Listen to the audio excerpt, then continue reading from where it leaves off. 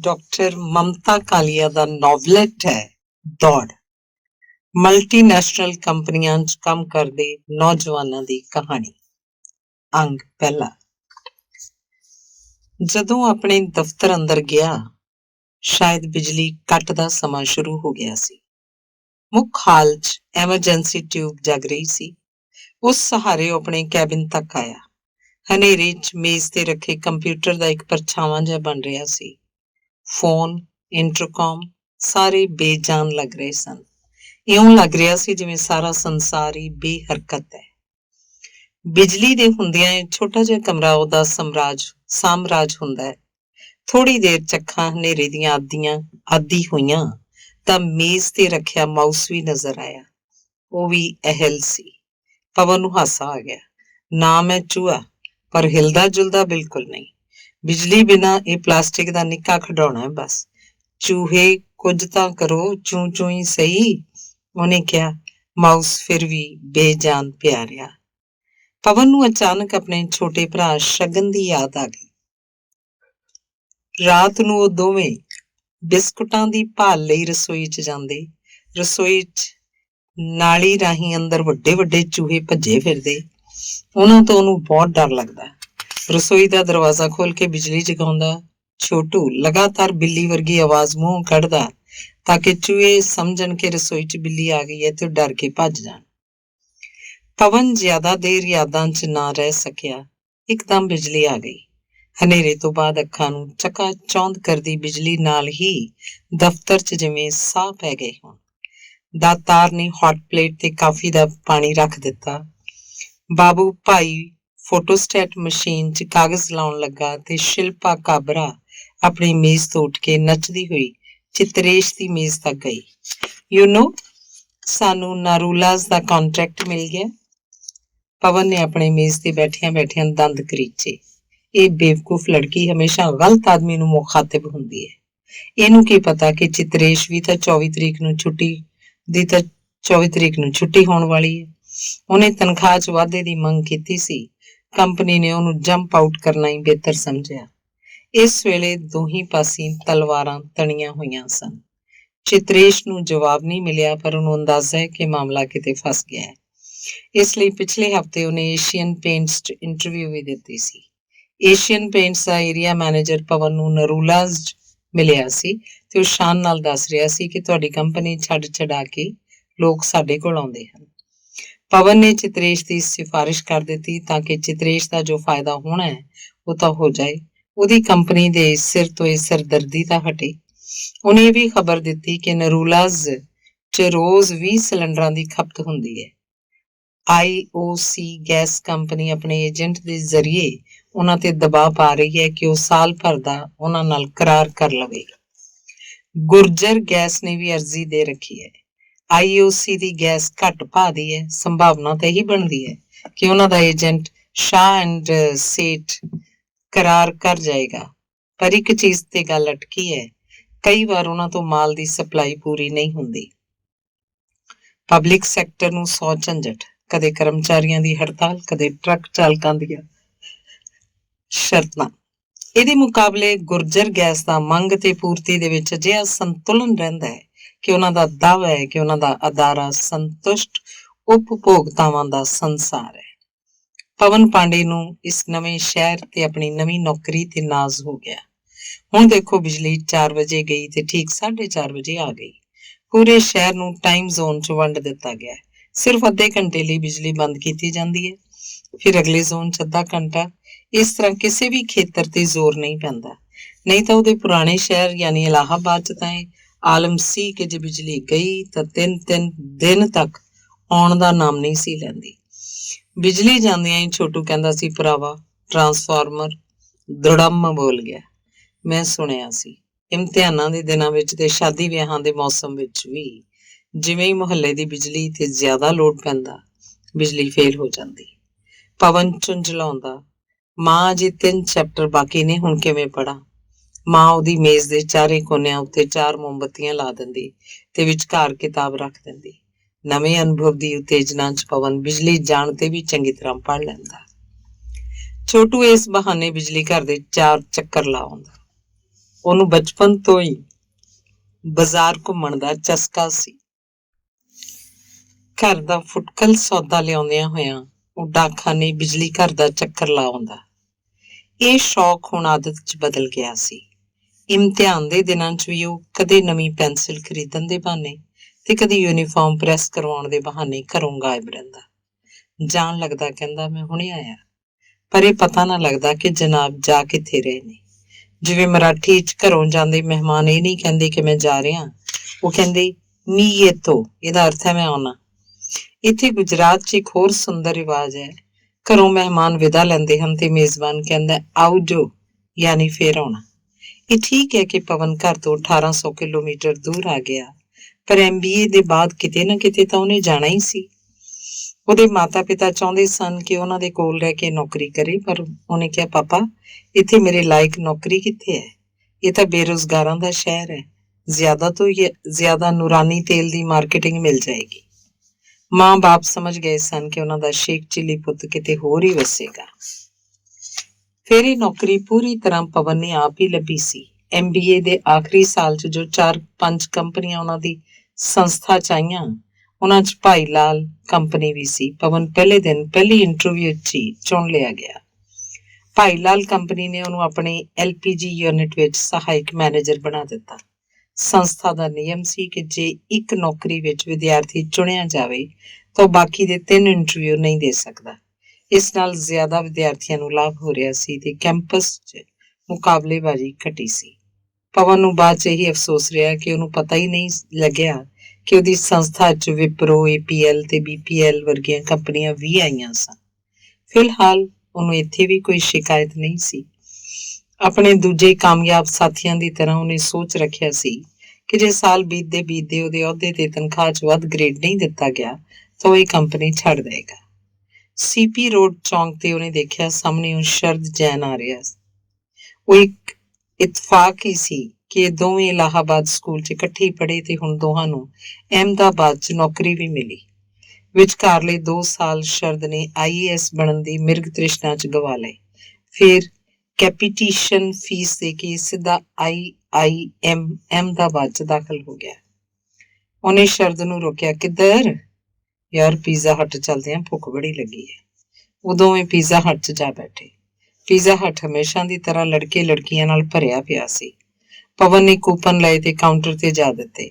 ਸ਼ਰਦ ਨੇ ਸੰਕੋਚ ਨਾਲ ਕਿਹਾ, ਮੈਂ ਤਾਂ ਜੈਨ ਪੀਜ਼ਾ ਲਵਾਂਗਾ, ਤੂੰ ਜੋ ਮਰਜ਼ੀ ਖਾ। ਰਿਹਾ ਨਾ ਉਹੀ ਦਾ ਉਹੀ, ਪੀਜ਼ਾ ਖਾਂਦਿਆਂ ਵੀ ਜੈਨਿਜ਼ਮ ਨਹੀਂ ਛੱਡਿਆ। ਅਹਿਮਦਾਬਾਦ 'ਚ ਹਰ ਜਗ੍ਹਾ ਮੀਨੂ ਕਾਰਡ 'ਚ ਬਾਕਾਇਦਾ ਜੈਨ ਭੋਜਨ ਸ਼ਾਮਲ ਰਹਿੰਦੇ ਹਨ, ਜਿਵੇਂ Jain pizza, Jain omelette, Jain burger. ਪਵਨ ਖਾਣ ਦੇ ਮਾਮਲੇ 'ਚ ਖੁੱਲ੍ਹਦਿਲਾ ਸੀ। ਉਹਦਾ ਮੰਨਣਾ ਸੀ ਕਿ ਹਰ ਭੋਜਨ ਦੀ ਇੱਕ ਖਾਸੀਅਤ ਹੁੰਦੀ ਹੈ, ਉਹਨੂੰ ਉਸੇ ਅੰਦਾਜ਼ 'ਚ ਖਾਣਾ ਚਾਹੀਦਾ ਹੈ। ਉਹਨੂੰ ਉਸ ਵਿੱਚ ਸੋਧ ਕਰਨ ਨਾਲ ਚਿੜ ਸੀ। ਮੀਨੂ ਕਾਰਡ ਵਿੱਚ ਜੈਨ ਪੀਜ਼ਾ ਦੇ ਅੱਗੇ ਉਸ ਵਿੱਚ ਪੈਣ ਵਾਲੀਆਂ ਚੀਜ਼ਾਂ ਦਾ ਖੁਲਾਸਾ ਵੀ ਦਿੱਤਾ ਸੀ।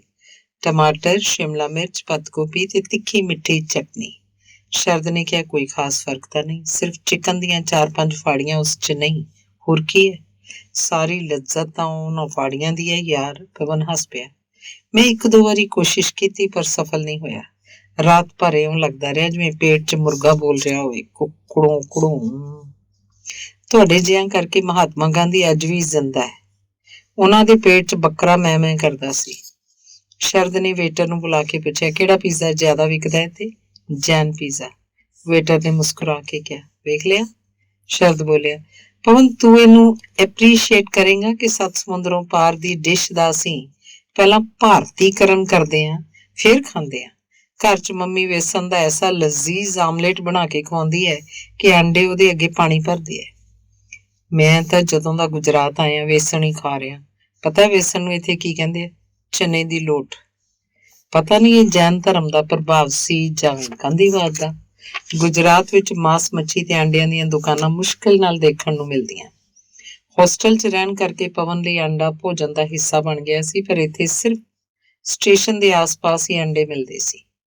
ਉੱਥੇ ਤਲੀ ਮੱਛੀ ਦੀਆਂ ਵੀ ਗਿਣੀਆਂ ਚੁਣੀਆਂ ਦੁਕਾਨਾਂ ਸਨ, ਪਰ ਅਕਸਰ ਮੇਮਨਗਰ ਤੋਂ ਸਟੇਸ਼ਨ ਤੱਕ ਜਾਣ ਲਈ ਟ੍ਰੈਫਿਕ 'ਚ ਫਸਣ ਦੀ ਉਹਦੀ ਇੱਛਾ ਨਹੀਂ ਸੀ ਹੁੰਦੀ।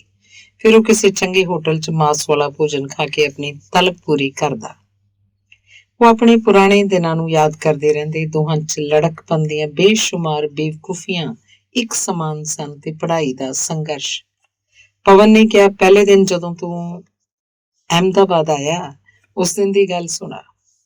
ਤੂੰ ਕਦੇ ਅਹਿਮਦਾਬਾਦ ਕਹਿਣਾ, ਕਦੇ ਅਹਿਮਦਾਬਾਦ, ਇਹ ਚੱਕਰ ਕੀ ਹੈ? ਇਉਂ ਹੈ ਕਿ ਆਪਣਾ ਗੁਜਰਾਤੀ ਗਾਹਕ अहमदाबाद ਨੂੰ अहमदाबादी बोलना मांगता है, तो अपन भी ऐसे ही बोलने को। मैं कहना ਇਹ ਇੱਕਦਮ ਵਪਾਰੀ ਸ਼ਹਿਰ ਹੈ, 100%। ਮੈਂ 40 ਘੰਟੇ ਦੇ ਸਫ਼ਰ ਤੋਂ ਬਾਅਦ ਇੱਥੇ ਉਤਰਿਆ। ਇੱਕ 3 ਵੀਲਰ ਵਾਲੇ ਨੂੰ ਪੁੱਛਿਆ, IIM ਚਲੇਗਾ? ਕਿੱਥੇ ਚਲੋਗੇ? ਉਹਨੇ ਪੁੱਛਿਆ। ਮੈਂ ਕਿਹਾ, ਭਾਈ ਵਸਤਰਾਪੁਰ, ਜਿੱਥੇ ਮੈਨੇਜਰੀ ਦੀ ਪੜ੍ਹਾਈ ਹੁੰਦੀ ਹੈ, ਉਸ ਥਾਂ ਜਾਣਾ। ਤਾਂ ਜਾਣਦਾ ਸਾਲਾ ਕੀ ਬੋਲਿਆ? 200 ਭਾੜਾ ਲੱਗੂਗਾ। ਮੈਂ ਕਿਹਾ, ਤੇਰਾ ਦਿਮਾਗ ਤਾਂ ਠੀਕ ਹੈ। ਉਹਨੇ ਕਿਹਾ, ਸਾਹਿਬ ਤੁਸੀਂ ਤਾਂ ਪੜ੍ਹ ਕੇ 20,000 ਦੀ ਨੌਕਰੀ ਲਓਗੇ, ਮੈਨੂੰ 200 ਦੇਣਾ ਤੁਹਾਨੂੰ ਜ਼ਿਆਦਾ ਲੱਗਦਾ? ਤੇਰਾ ਸਿਰ ਘੁੰਮ ਗਿਆ ਸੀ? ਬਾਈ ਗॉड, ਮੈਨੂੰ ਲੱਗਿਆ ਇੱਕਦਮ ਠੱਗ ਗਏ। ਪਰ ਜਿਸ ਵੀ 3 ਵੀਲਰ ਵਾਲੇ ਤੋਂ ਮੈਂ ਪੁੱਛਾਂ, ਸਾਰੇ ਇਹੀ ਰੇਟ ਦੱਸਣ। ਮੈਨੂੰ ਯਾਦ ਹੈ, ਸ਼ਾਮ ਨੂੰ ਮੈਨੂੰ ਮਿਲ ਕੇ ਤੂੰ ਸਾਰਾ ਕੁਝ ਦੱਸਿਆ ਸੀ। ਸੱਚੀ ਗੱਲ ਤਾਂ ਇਹ ਹੈ ਕਿ ਆਪਣੇ ਘਰ ਤੇ ਸ਼ਹਿਰ ਤੋਂ ਬਾਹਰ ਆ ਕੇ ਆਦਮੀ ਹਰ ਰੋਜ਼ ਇੱਕ ਨਵਾਂ ਸਬਕ ਸਿੱਖਦਾ ਹੈ। ਹੋਰ ਦੱਸ, ਕੰਮ ਠੀਕ ਠਾਕ ਚੱਲ ਰਿਹਾ? ਠੀਕ ਕੀ ਯਾਰ, ਮੈਂ ਕੰਪਨੀ ਗਲਤ ਚੁਣ ਲਈ। ਬੈਨਰ ਤਾਂ ਬਹੁਤ ਚੰਗਾ, ਸਟਾਰਟ ਵੀ ਚੰਗਾ ਦਿੱਤਾ, ਪਰ ਪ੍ਰੋਡਕਟ ਵੀ ਦੇਖ, ਬੂਟ ਪਾਲਿਸ਼। ਹਾਲਤ ਇਹ ਹੈ ਕਿ ਹਿੰਦੁਸਤਾਨ 'ਚ ਸਿਰਫ 10% ਹੀ ਲੋਕ ਚਮੜੇ ਦੇ ਬੂਟ ਪਾਉਂਦੇ ਨੇ, ਬਾਕੀ 90 ਕੀ ਨੰਗੇ ਪੈਰੀ ਫਿਰਦੇ ਆ। ਉਹ ਮਜ਼ਾਕ ਨਹੀਂ, ਬਾਕੀ ਲੋਕ ਚੱਪਲ ਪਹਿਨਦੇ ਆ ਜਾਂ ਫੋਮ ਸ਼ੂਜ਼। ਫੋਮ ਦੇ ਜੁੱਤੇ ਕੱਪੜੇ ਵਾਂਗ ਡਿਟਰਜੈਂਟ ਨਾਲ ਧੋਤੇ ਜਾ ਸਕਦੇ। ਚੱਪਲ ਪਹਿਨਣ ਵਾਲੇ ਪਾਲਿਸ਼ ਬਾਰੇ ਕਦੇ ਸੋਚਦੇ ਨਹੀਂ। ਪਾਲਿਸ਼ ਵਿਕੇ ਵੀ ਤਾਂ ਕਿਵੇਂ? ਪਵਨ ਨੇ ਧਿਆਨ ਨਾਲ ਹੋਟਲ 'ਚ ਕੁਝ ਲੋਕਾਂ ਦੇ ਪੈਰਾਂ ਵੱਲ ਦੇਖਿਆ। ਜ਼ਿਆਦਾਤਰ ਪੈਰਾਂ 'ਚ ਫੋਮ ਦੀਆਂ ਮੋਟੀਆਂ ਜੁੱਤੀਆਂ ਸਨ, ਕੁਝ ਪੈਰਾਂ 'ਚ ਚੱਪਲਾਂ। ਹੁਣੇ ਹੈੱਡ ਆਫਿਸ ਤੋਂ ਫੈਕਸ ਆਈ ਹੈ ਕਿ ਮਾਲ ਦੀ ਅਗਲੀ ਖੇਪ ਭਿਜਵਾ ਰਹੇ ਆ। ਅਜੇ ਪਿਛਲਾ ਮਾਲ ਵਿਕਿਆ ਨਹੀਂ। ਦੁਕਾਨਦਾਰ ਕਹਿੰਦੇ ਨੇ ਕਿ ਹੋਰ ਜ਼ਿਆਦਾ ਸਟਾਕ ਨਹੀਂ ਰੱਖਣਗੇ। ਉਹਨਾਂ ਕੋਲ ਥਾਂ ਦੀ ਕਿੱਲਤ ਹੈ ਤੇ ਅਜਿਹੇ 'ਚ ਮੇਰੀ ਸਨਸ਼ਾਈਨ ਸ਼ੂ ਪਾਲਿਸ਼ ਨੂੰ ਕੋਈ ਕੀ ਕਰੇ? ਡੀਲਰ ਨੂੰ ਕੋਈ ਗਿਫਟ ਆਫਰ ਦਿਓ, ਤਾਈਓ ਮਾਲ ਵੇਚੂ। ਸਾਰਿਆਂ ਨੂੰ ਸਨਸ਼ਾਈਨ ਰੱਖਣ ਲਈ ਵਾਲ ਰੈਕ ਦਿੱਤੇ ਹੈ। ਡੀਲਰ ਕਮਿਸ਼ਨ ਵੀ ਵਧਾਇਆ, ਪਰ ਮੈਂ ਖੁਦ ਖੜੇ ਹੋ ਕੇ ਦੇਖਿਆ, ਕਾਊਂਟਰ ਸੇਲ ਨਾ ਦੇ ਬਰਾਬਰ ਹੀ ਹੈ। ਪਵਨ ਨੇ ਸੁਝਾਅ ਦਿੱਤਾ, ਕੋਈ ਰਣਨੀਤੀ ਸੋਚੋ, ਕੋਈ ਇਨਾਮੀ ਯੋਜਨਾ, ਹੌਲੀਡੇ ਪ੍ਰੋਗਰਾਮ। ਇਨਾਮੀ ਯੋਜਨਾ ਦਾ ਸੁਝਾਅ ਭੇਜਿਆ। ਸਾਡਾ ਟਾਰਗੇਟ ਉਪਭੋਗਤਾ ਸਕੂਲੀ ਵਿਦਿਆਰਥੀ ਹੈ। ਉਹਦੀ ਦਿਲਚਸਪੀ ਟੌਫੀ ਜਾਂ ਪੈਨ 'ਚ ਤਾਂ ਹੋ ਸਕਦੀ ਹੈ, ਹੌਲੀਡੇ 'ਚ ਨਹੀਂ। ਹਾਂ, ਇਹ ਚੰਗੀ ਜੀ ਯੋਜਨਾ ਹੈ।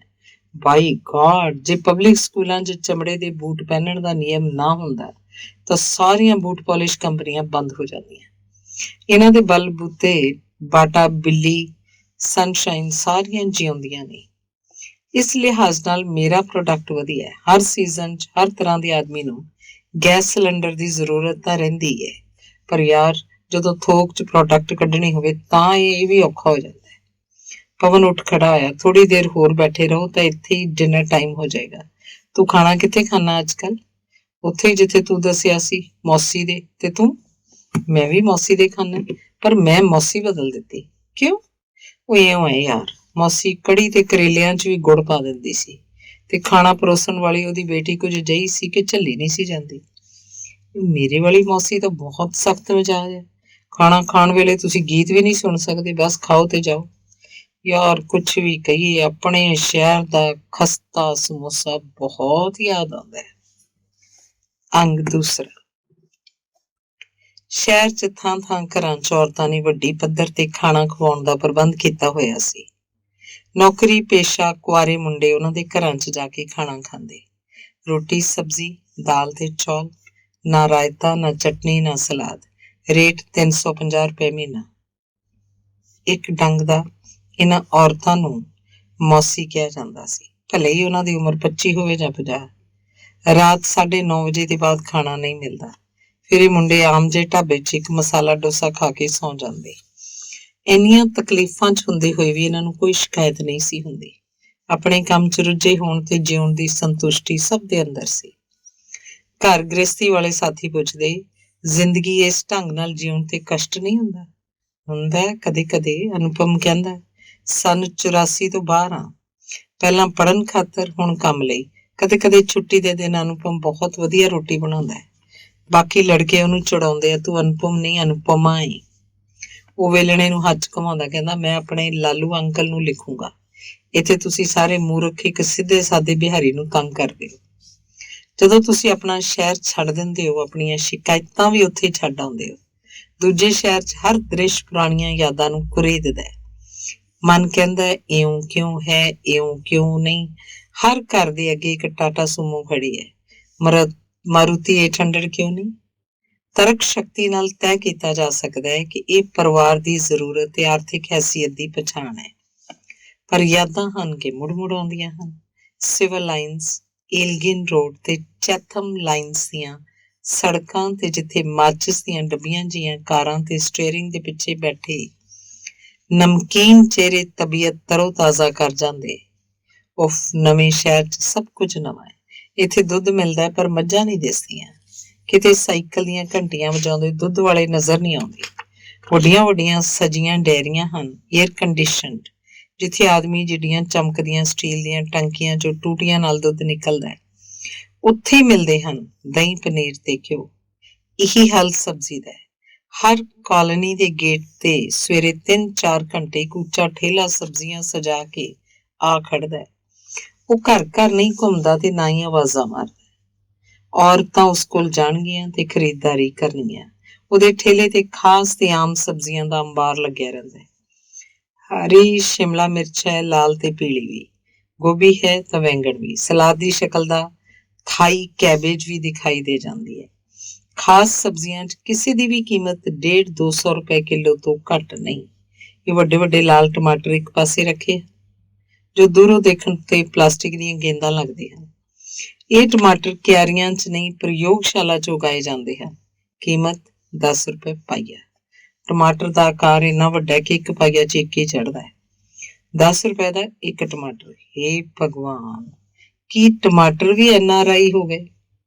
ਸ਼ਿਕਾਗੋ 'ਚ $1 ਦਾ ਇੱਕ ਟਮਾਟਰ ਮਿਲਦਾ ਹੈ।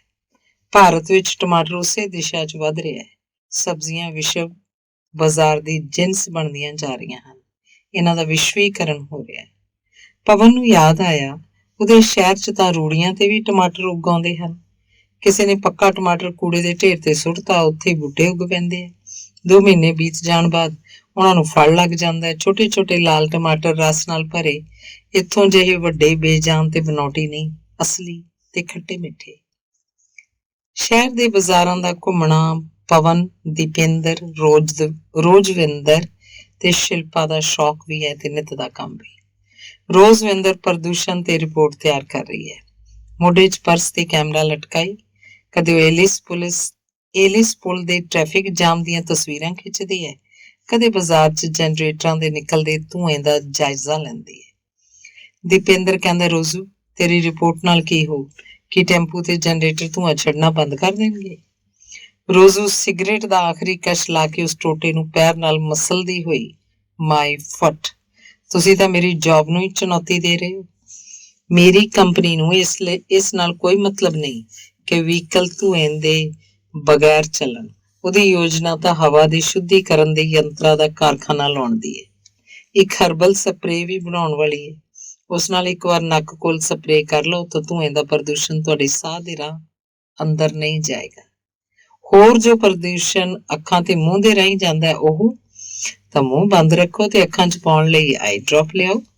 ਪਵਨ ਦੇ ਮੂੰਹ 'ਚੋਂ ਨਿਕਲ ਜਾਂਦਾ, ਮੇਰੇ ਸ਼ਹਿਰ 'ਚ ਪ੍ਰਦੂਸ਼ਣ ਨਹੀਂ। ਆਹਾ, ਪੂਰੇ ਵਿਸ਼ਵ 'ਚ ਪ੍ਰਦੂਸ਼ਣ ਚਿੰਤਾ ਦਾ ਵਿਸ਼ਾ ਹੈ ਤੇ ਇਹ ਪਵਨ ਕੁਮਾਰ ਜੀ ਆ ਰਹੇ ਨੇ ਸਿੱਧੇ ਸਵਰਗ 'ਚੋਂ ਕਿ ਉੱਥੇ ਪ੍ਰਦੂਸ਼ਣ ਨਹੀਂ। ਤੇ ਤੂੰ ਇਲਾਹਾਬਾਦ ਬਾਰੇ ਰੋਮਾਂਟਿਕ ਹੋਣਾ ਕਦੋਂ ਛੱਡੇਂਗਾ? ਰੋਜ਼ੂ ਹੱਸਦੀ। What he means is ਉੱਥੇ ਪ੍ਰਦੂਸ਼ਣ ਘੱਟ ਹੈ। ਵੈਸੇ ਪਵਨ, ਮੈਂ ਸੁਣਿਆ ਹੈ ਕਿ ਯੂਪੀ 'ਚ ਅਜੇ ਵੀ ਰਸੋਈ 'ਚ ਲੱਕੜਾਂ ਨਾਲ ਚੁੱਲ੍ਹੇ ਤੇ ਖਾਣਾ ਬਣਾਉਂਦੇ ਨੇ। ਫਿਰ ਤਾਂ ਉੱਥੇ ਘਰ ਅੰਦਰ ਹੀ ਧੂਆਂ ਭਰ ਜਾਂਦਾ ਹੋ। ਇਲਾਹਾਬਾਦ ਪਿੰਡ ਨਹੀਂ, ਸ਼ਹਿਰ ਹੈ, ਕੇਵਲ ਟਾਊਨ। ਸਿੱਖਿਆ ਜਗਤ 'ਚ ਉਹਨੂੰ ਪੂਰਬ ਦਾ ਆਕਸਫੋਰਡ ਕਹਿੰਦੇ ਨੇ। ਸ਼ਿਲਪਾ ਕਾਬਰਾ ਗੱਲਬਾਤ ਨੂੰ ਥੋੜਾ ਰੋਕਦੀ ਹੈ। ਠੀਕ ਹੈ, ਆਪਣੇ ਸ਼ਹਿਰ ਬਾਰੇ ਥੋੜਾ ਬਹੁਤ ਰੋਮਾਂਟਿਕ ਹੋਣ 'ਚ ਕੋਈ ਹਰਜ਼ ਨਹੀਂ। ਪਵਨ ਅਹਿਸਾਨ ਮੰਦੀ ਨਾਲ ਉਸ ਵੱਲ ਦੇਖਦਾ ਹੈ। ਉਹਨੂੰ ਇਹ ਸੋਚ ਕੇ ਬਹੁਤ ਬੁਰਾ ਲੱਗਦਾ ਹੈ ਕਿ ਸ਼ਿਲਪਾ ਦੀ ਗੈਰ ਮੌਜੂਦਗੀ ਵਿੱਚ ਉਹ ਸਾਰੇ ਉਸ ਬਾਰੇ ਕਿੰਨਾ ਹਲਕੇ ਪੱਧਰ ਦਾ ਬੋਲਦੇ ਹਨ। ਪਵਨ ਦਾ ਇੱਕ ਘੜਿਆ ਹੋਇਆ ਲਤੀਫਾ ਹੈ, शिल्पा काबरा, शिल्पा काबरा। अंग तीसरा, ਉਹ ਘਰ ਨਾ ਪਛਤਾਵੇ ਜੋ ਗੁਰਜਰ ਗੈਸ ਲਗਾਵੇ। ਇਹ ਨਾਰਾ ਹੈ ਪਵਨ ਦੀ ਕੰਪਨੀ ਦਾ। ਇਸ ਸੰਦੇਸ਼ ਨੂੰ ਪ੍ਰਚਾਰਨ ਦਾ ਸਮਝੌਤਾ ਸ਼ਿਬਾ ਕੰਪਨੀ ਨੂੰ 60 ਲੱਖ ਰੁਪਏ 'ਚ ਮਿਲਿਆ। ਉਹਨਾਂ ਨੇ ਵੀ ਸਾਰੀਆਂ ਸੜਕਾਂ ਤੇ ਚੌਕ ਰੰਗ ਦਿੱਤੇ। LPG ਵਿਭਾਗ 'ਚ ਕੰਮ ਕਰਨ ਵਾਲਿਆਂ ਦੇ ਹੌਸਲੇ ਤੇ ਹਸਰਤਾਂ ਬੁਲੰਦ ਹਨ। ਉਹਨਾਂ ਸਾਰਿਆਂ ਨੂੰ ਯਕੀਨ ਹੈ ਕਿ ਉਹ ਛੇਤੀ ਹੀ IOC ਨੂੰ ਗੁਜਰਾਤ 'ਚੋਂ ਉਖਾੜ ਦੇਣਗੇ। ਨਿਰਦੇਸ਼ਕ ਤੋਂ ਲੈ ਕੇ ਡਿਲੀਵਰੀ ਮੈਨ ਤੱਕ ਕੰਮ ਪ੍ਰਤੀ ਤਤਪਰਤਾ ਤੇ ਇਕਾਗਰਤਾ ਹੈ। ਮੇਮਨਗਰ ਵਿੱਚ ਜਿੱਥੇ GGCL ਦਾ ਦਫ਼ਤਰ ਹੈ, ਉੱਥੇ ਖੂਬਸੂਰਤ ਇਮਾਰਤ ਹੈ, ਤਿੰਨੇ ਪਾਸਿਓਂ ਹਰਿਆਲੀ ਨਾਲ ਘਿਰੀ। ਸਾਹਮਣੇ ਕੁਝ ਹੋਰ ਖੂਬਸੂਰਤ ਘਰ ਹਨ, ਜਿਨ੍ਹਾਂ ਦੇ ਵਰਾਂਡਿਆਂ 'ਚ ਵਿਸ਼ਾਲ ਝੂਲੇ ਲੱਗੇ ਹੋਏ ਹਨ। ਕੋਲੇ ਸੇਂਟ ਜ਼ੇਵੀਅਰਜ਼ ਸਕੂਲ ਹੈ। ਛੁੱਟੀ ਦੀ ਘੰਟੀ ਵੱਜਣ ਤੇ ਜਦੋਂ ਨੀਲੀ ਯੂਨੀਫਾਰਮ ਪਹਿਨੀ ਛੋਟੇ-ਛੋਟੇ ਬੱਚੇ ਸਕੂਲ ਦੇ ਫਾਟਕ 'ਚੋਂ ਬਾਹਰ ਨਿਕਲਦੇ ਹਨ, ਤਾਂ GGCL ਦੇ ਲਾਲ ਸਿਲੰਡਰਾਂ ਨਾਲ ਭਰੀਆਂ ਗੱਡੀਆਂ ਨਾਲ ਬੜਾ ਵਧੀਆ ਕੰਟਰਾਸਟ ਬਣਾਉਂਦੇ ਹਨ। ਲਾਲ, ਨੀਲਾ, ਨੀਲਾ, ਲਾਲ। ਅਟੈਚੀ 'ਚ ਕੱਪੜੇ, ਅੱਖਾਂ 'ਚ ਸੁਪਨੇ ਤੇ ਮਨਾਂ ਅੰਦਰ ਬੇਚੈਨੀ ਲਈ ਨਾ ਜਾਣੇ ਕਿੱਥੋਂ-ਕਿੱਥੋਂ ਨੌਜਵਾਨ ਲੜਕੇ ਨੌਕਰੀ ਖਾਤਰ ਇਸ ਸ਼ਹਿਰ 'ਚ ਆ ਪਹੁੰਚਦੇ ਹਨ। ਵੱਡੀਆਂ-ਵੱਡੀਆਂ ਸਰਵਿਸ ਇੰਡਸਟਰੀਆਂ 'ਚ ਕੰਮ ਕਰਦੇ ਨੌਜਵਾਨ ਸਵੇਰ ਦੇ 9 ਤੋਂ ਰਾਤ ਦੇ 9 ਵਜੇ ਤੱਕ ਅਣਥੱਕ ਕੰਮ ਕਰਦੇ ਹਨ। ਇੱਕ ਦਫ਼ਤਰ ਦੇ 2-3 ਲੜਕੇ ਮਿਲ ਕੇ 3 ਜਾਂ 4,000 ਤੱਕ ਕਿਰਾਏ ਵਾਲਾ ਇੱਕ ਫਲੈਟ ਲੈ ਲੈਂਦੇ ਹਨ। ਸਾਰੇ ਬਰਾਬਰ ਹਿੱਸਾ ਕਰਦੇ ਹਨ। ਕਿਰਾਇਆ, ਦੁੱਧ ਦਾ ਬਿੱਲ, ਟਾਇਲਟ ਦਾ ਸਮਾਨ, ਲਾਂਡਰੀ ਦਾ ਖਰਚ। ਇਸ ਅਣਜਾਣ ਸ਼ਹਿਰ 'ਚ ਆ ਕੇ ਰਹਿਣਾ ਉਹਨਾਂ ਦੇ ਅੱਗੇ ਨੌਕਰੀ 'ਚ ਜੰਮ ਜਾਣਾ ਚੁਣੌਤੀ ਵਾਲੀ ਗੱਲ ਹੁੰਦੀ ਹੈ, ਹਰ ਪੱਧਰ ਤੇ। ਕਿੱਥੇ ਆਪਣੇ ਘਰ ਇਹ ਲੜਕੇ ਸ਼ਹਿਜ਼ਾਦਿਆਂ ਵਾਂਗ ਹੁੰਦੇ ਹਨ, ਕਿੱਥੇ ਹਰ ਸੁੱਖ ਤੋਂ ਬਗੈਰ, ਘਰ ਤੋਂ ਇੰਨੀ ਦੂਰ। ਇਹ ਸਾਰੇ ਸਫਲਤਾ ਲਈ ਸੰਘਰਸ਼ 'ਚ ਲੱਗੇ। ਨਾ ਇਹਨਾਂ ਨੂੰ ਭੋਜਨ ਦੀ ਚਿੰਤਾ, ਨਾ ਆਰਾਮ ਦੀ। ਇੱਕ ਅੱਖ ਕੰਪਿਊਟਰ ਤੇ ਲਾਈ ਇਹ ਭੋਜਨ ਦੀ ਰਸਮ ਅਦਾ ਕਰ ਲੈਂਦੇ ਹਨ ਤੇ ਫਿਰ ਲੱਗ ਜਾਂਦੇ ਹਨ ਕੰਪਨੀ ਦੇ ਵਪਾਰਕ ਟੀਚੇ ਨੂੰ ਪ੍ਰਾਪਤ ਕਰਨ ਵਿੱਚ। ਜ਼ਾਹਿਰ ਹੈ ਵਪਾਰ ਜਾਂ ਮੁਨਾਫੇ ਦੇ ਨਿਸ਼ਾਨੇ ਇੰਨੇ ਉੱਚੇ ਹੁੰਦੇ ਹਨ ਕਿ ਪ੍ਰਾਪਤੀ ਦਾ ਸੁੱਖ ਹਰ ਇੱਕ ਨੂੰ ਹਾਸਲ ਨਹੀਂ ਹੁੰਦਾ। ਪ੍ਰਾਪਤੀ ਇਸ ਦੁਨੀਆ 'ਚ ਇੱਕ 4 ਪਹੀਆ ਦੌੜ ਹੈ, ਜਿਸ 'ਚ ਸਟੀਅਰਿੰਗ ਤੁਹਾਡੇ ਹੱਥ 'ਚ ਹੈ, ਪਰ ਬਾਕੀ ਸਾਰੇ ਕੰਟਰੋਲਸ ਕੰਪਨੀ ਦੇ ਹੱਥਾਂ 'ਚ। ਉਹੀ ਤੈਅ ਕਰਦੀ ਹੈ ਤੁਹਾਨੂੰ ਕਿਸ ਰਫ਼ਤਾਰ ਨਾਲ ਭਜਾਉਣਾ ਹੈ ਤੇ ਕਦੋਂ ਤੀਕ। ਅੰਗ ਚੌਥਾ, 20ਵੀਂ ਸਦੀ ਦੇ ਅੰਤਿਮ ਦਹਾਕੇ 'ਚ ਇਹਨਾਂ 3 ਅੱਖਰਾਂ ਨੇ ਬਹੁਤ ਸਾਰੇ ਨੌਜਵਾਨਾਂ ਦੇ ਜੀਵਨ ਤੇ ਸੋਚ ਦੀ ਦਿਸ਼ਾ ਹੀ ਬਦਲ ਦਿੱਤੀ ਸੀ। ਇਹ 3 ਅੱਖਰ ਸਨ MBA। ਨੌਕਰੀਆਂ 'ਚ ਰਿਜ਼ਰਵੇਸ਼ਨ ਦੀ ਹਨੇਰੀ ਤੋਂ ਘਬਰਾਏ ਸਵਰਨ ਪਰਿਵਾਰ ਧੜਾ ਧੜ ਆਪਣੇ ਮੁੰਡੇ ਕੁੜੀਆਂ ਨੂੰ MBA 'ਚ ਦਾਖਲ ਹੋਣ ਦੀ ਸਲਾਹ ਦੇ ਰਹੇ ਸਨ। ਜੋ ਬੱਚੇ ਪਵਨ, ਸ਼ਿਲਪਾ ਤੇ ਰੋਜ਼ਵਿੰਦਰ ਵਾਂਗ ਕੈਟ-ਮੈਟ ਜਿਹੇ ਇਮਤਿਹਾਨਾਂ 'ਚੋਂ ਪਾਸ ਹੋ ਜਾਣ ਤਾਂ ਠੀਕ, ਜੋ ਨਾ ਪਾਸ ਹੋਣ ਉਹਨਾਂ ਲਈ ਲੰਬੀ ਚੌੜੀ ਕੈਪੀਟੇਸ਼ਨ ਫੀਸ ਦੇਣ ਤੇ MMS ਦੇ ਦਰਵਾਜ਼ੇ ਖੁੱਲ੍ਹੇ ਸਨ। ਹਰ ਵੱਡੀ ਸੰਸਥਾ ਨੇ 2 ਤਰ੍ਹਾਂ ਦੇ ਕੋਰਸ ਬਣਾ ਦਿੱਤੇ। ਇੱਕ ਦੇ ਜ਼ਰੀਏ ਜਸ ਕਮਾਉਂਦੀ ਸੀ, ਦੂਜੇ ਦੇ ਜ਼ਰੀਏ ਧਨ। ਸਮਾਜ ਵਾਂਗ ਸਿੱਖਿਆ ਵਿੱਚ ਵੀ ਵਰਗੀਕਰਨ ਆਉਂਦਾ ਜਾ ਰਿਹਾ ਸੀ।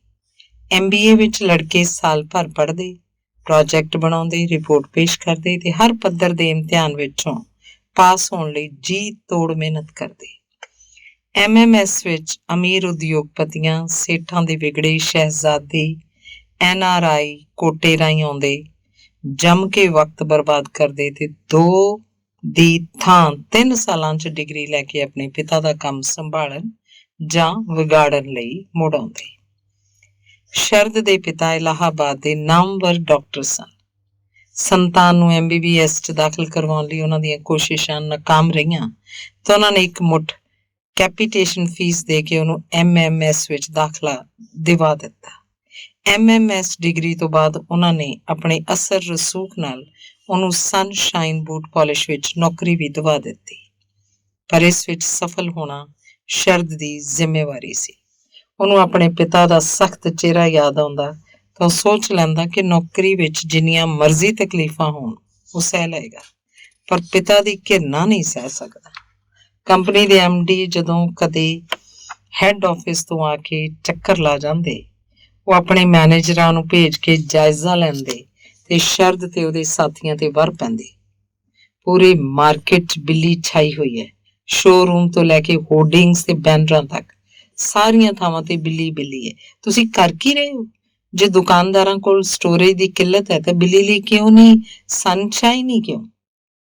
ਸ਼ਰਦ ਤੇ ਸਾਥੀ ਆਪਣੇ ਪੂਰੇ ਤਰਕ ਦਿੰਦੇ ਤੇ MD ਸਾਹਿਬ ਹੋਰ ਭੜਕ ਜਾਂਦੇ।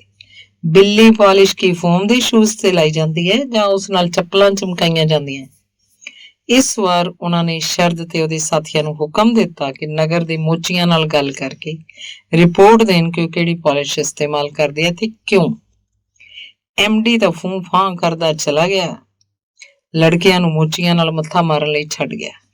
ਸ਼ਰਦ ਤੇ ਉਹਦੇ ਸਹਿਕਰਮੀ ਸਵੇਰੇ 9 ਵਜੇ ਤੋਂ 12 ਵਜੇ ਤੱਕ ਸ਼ਹਿਰ 'ਚ ਮੋਚੀਆਂ ਨੂੰ ਲੱਭਦੇ, ਉਹਨਾਂ ਨਾਲ ਗੱਲਾਂ ਕਰਦੇ ਤੇ ਨੋਟਸ ਬਣਾਉਂਦੇ ਰਹੇ।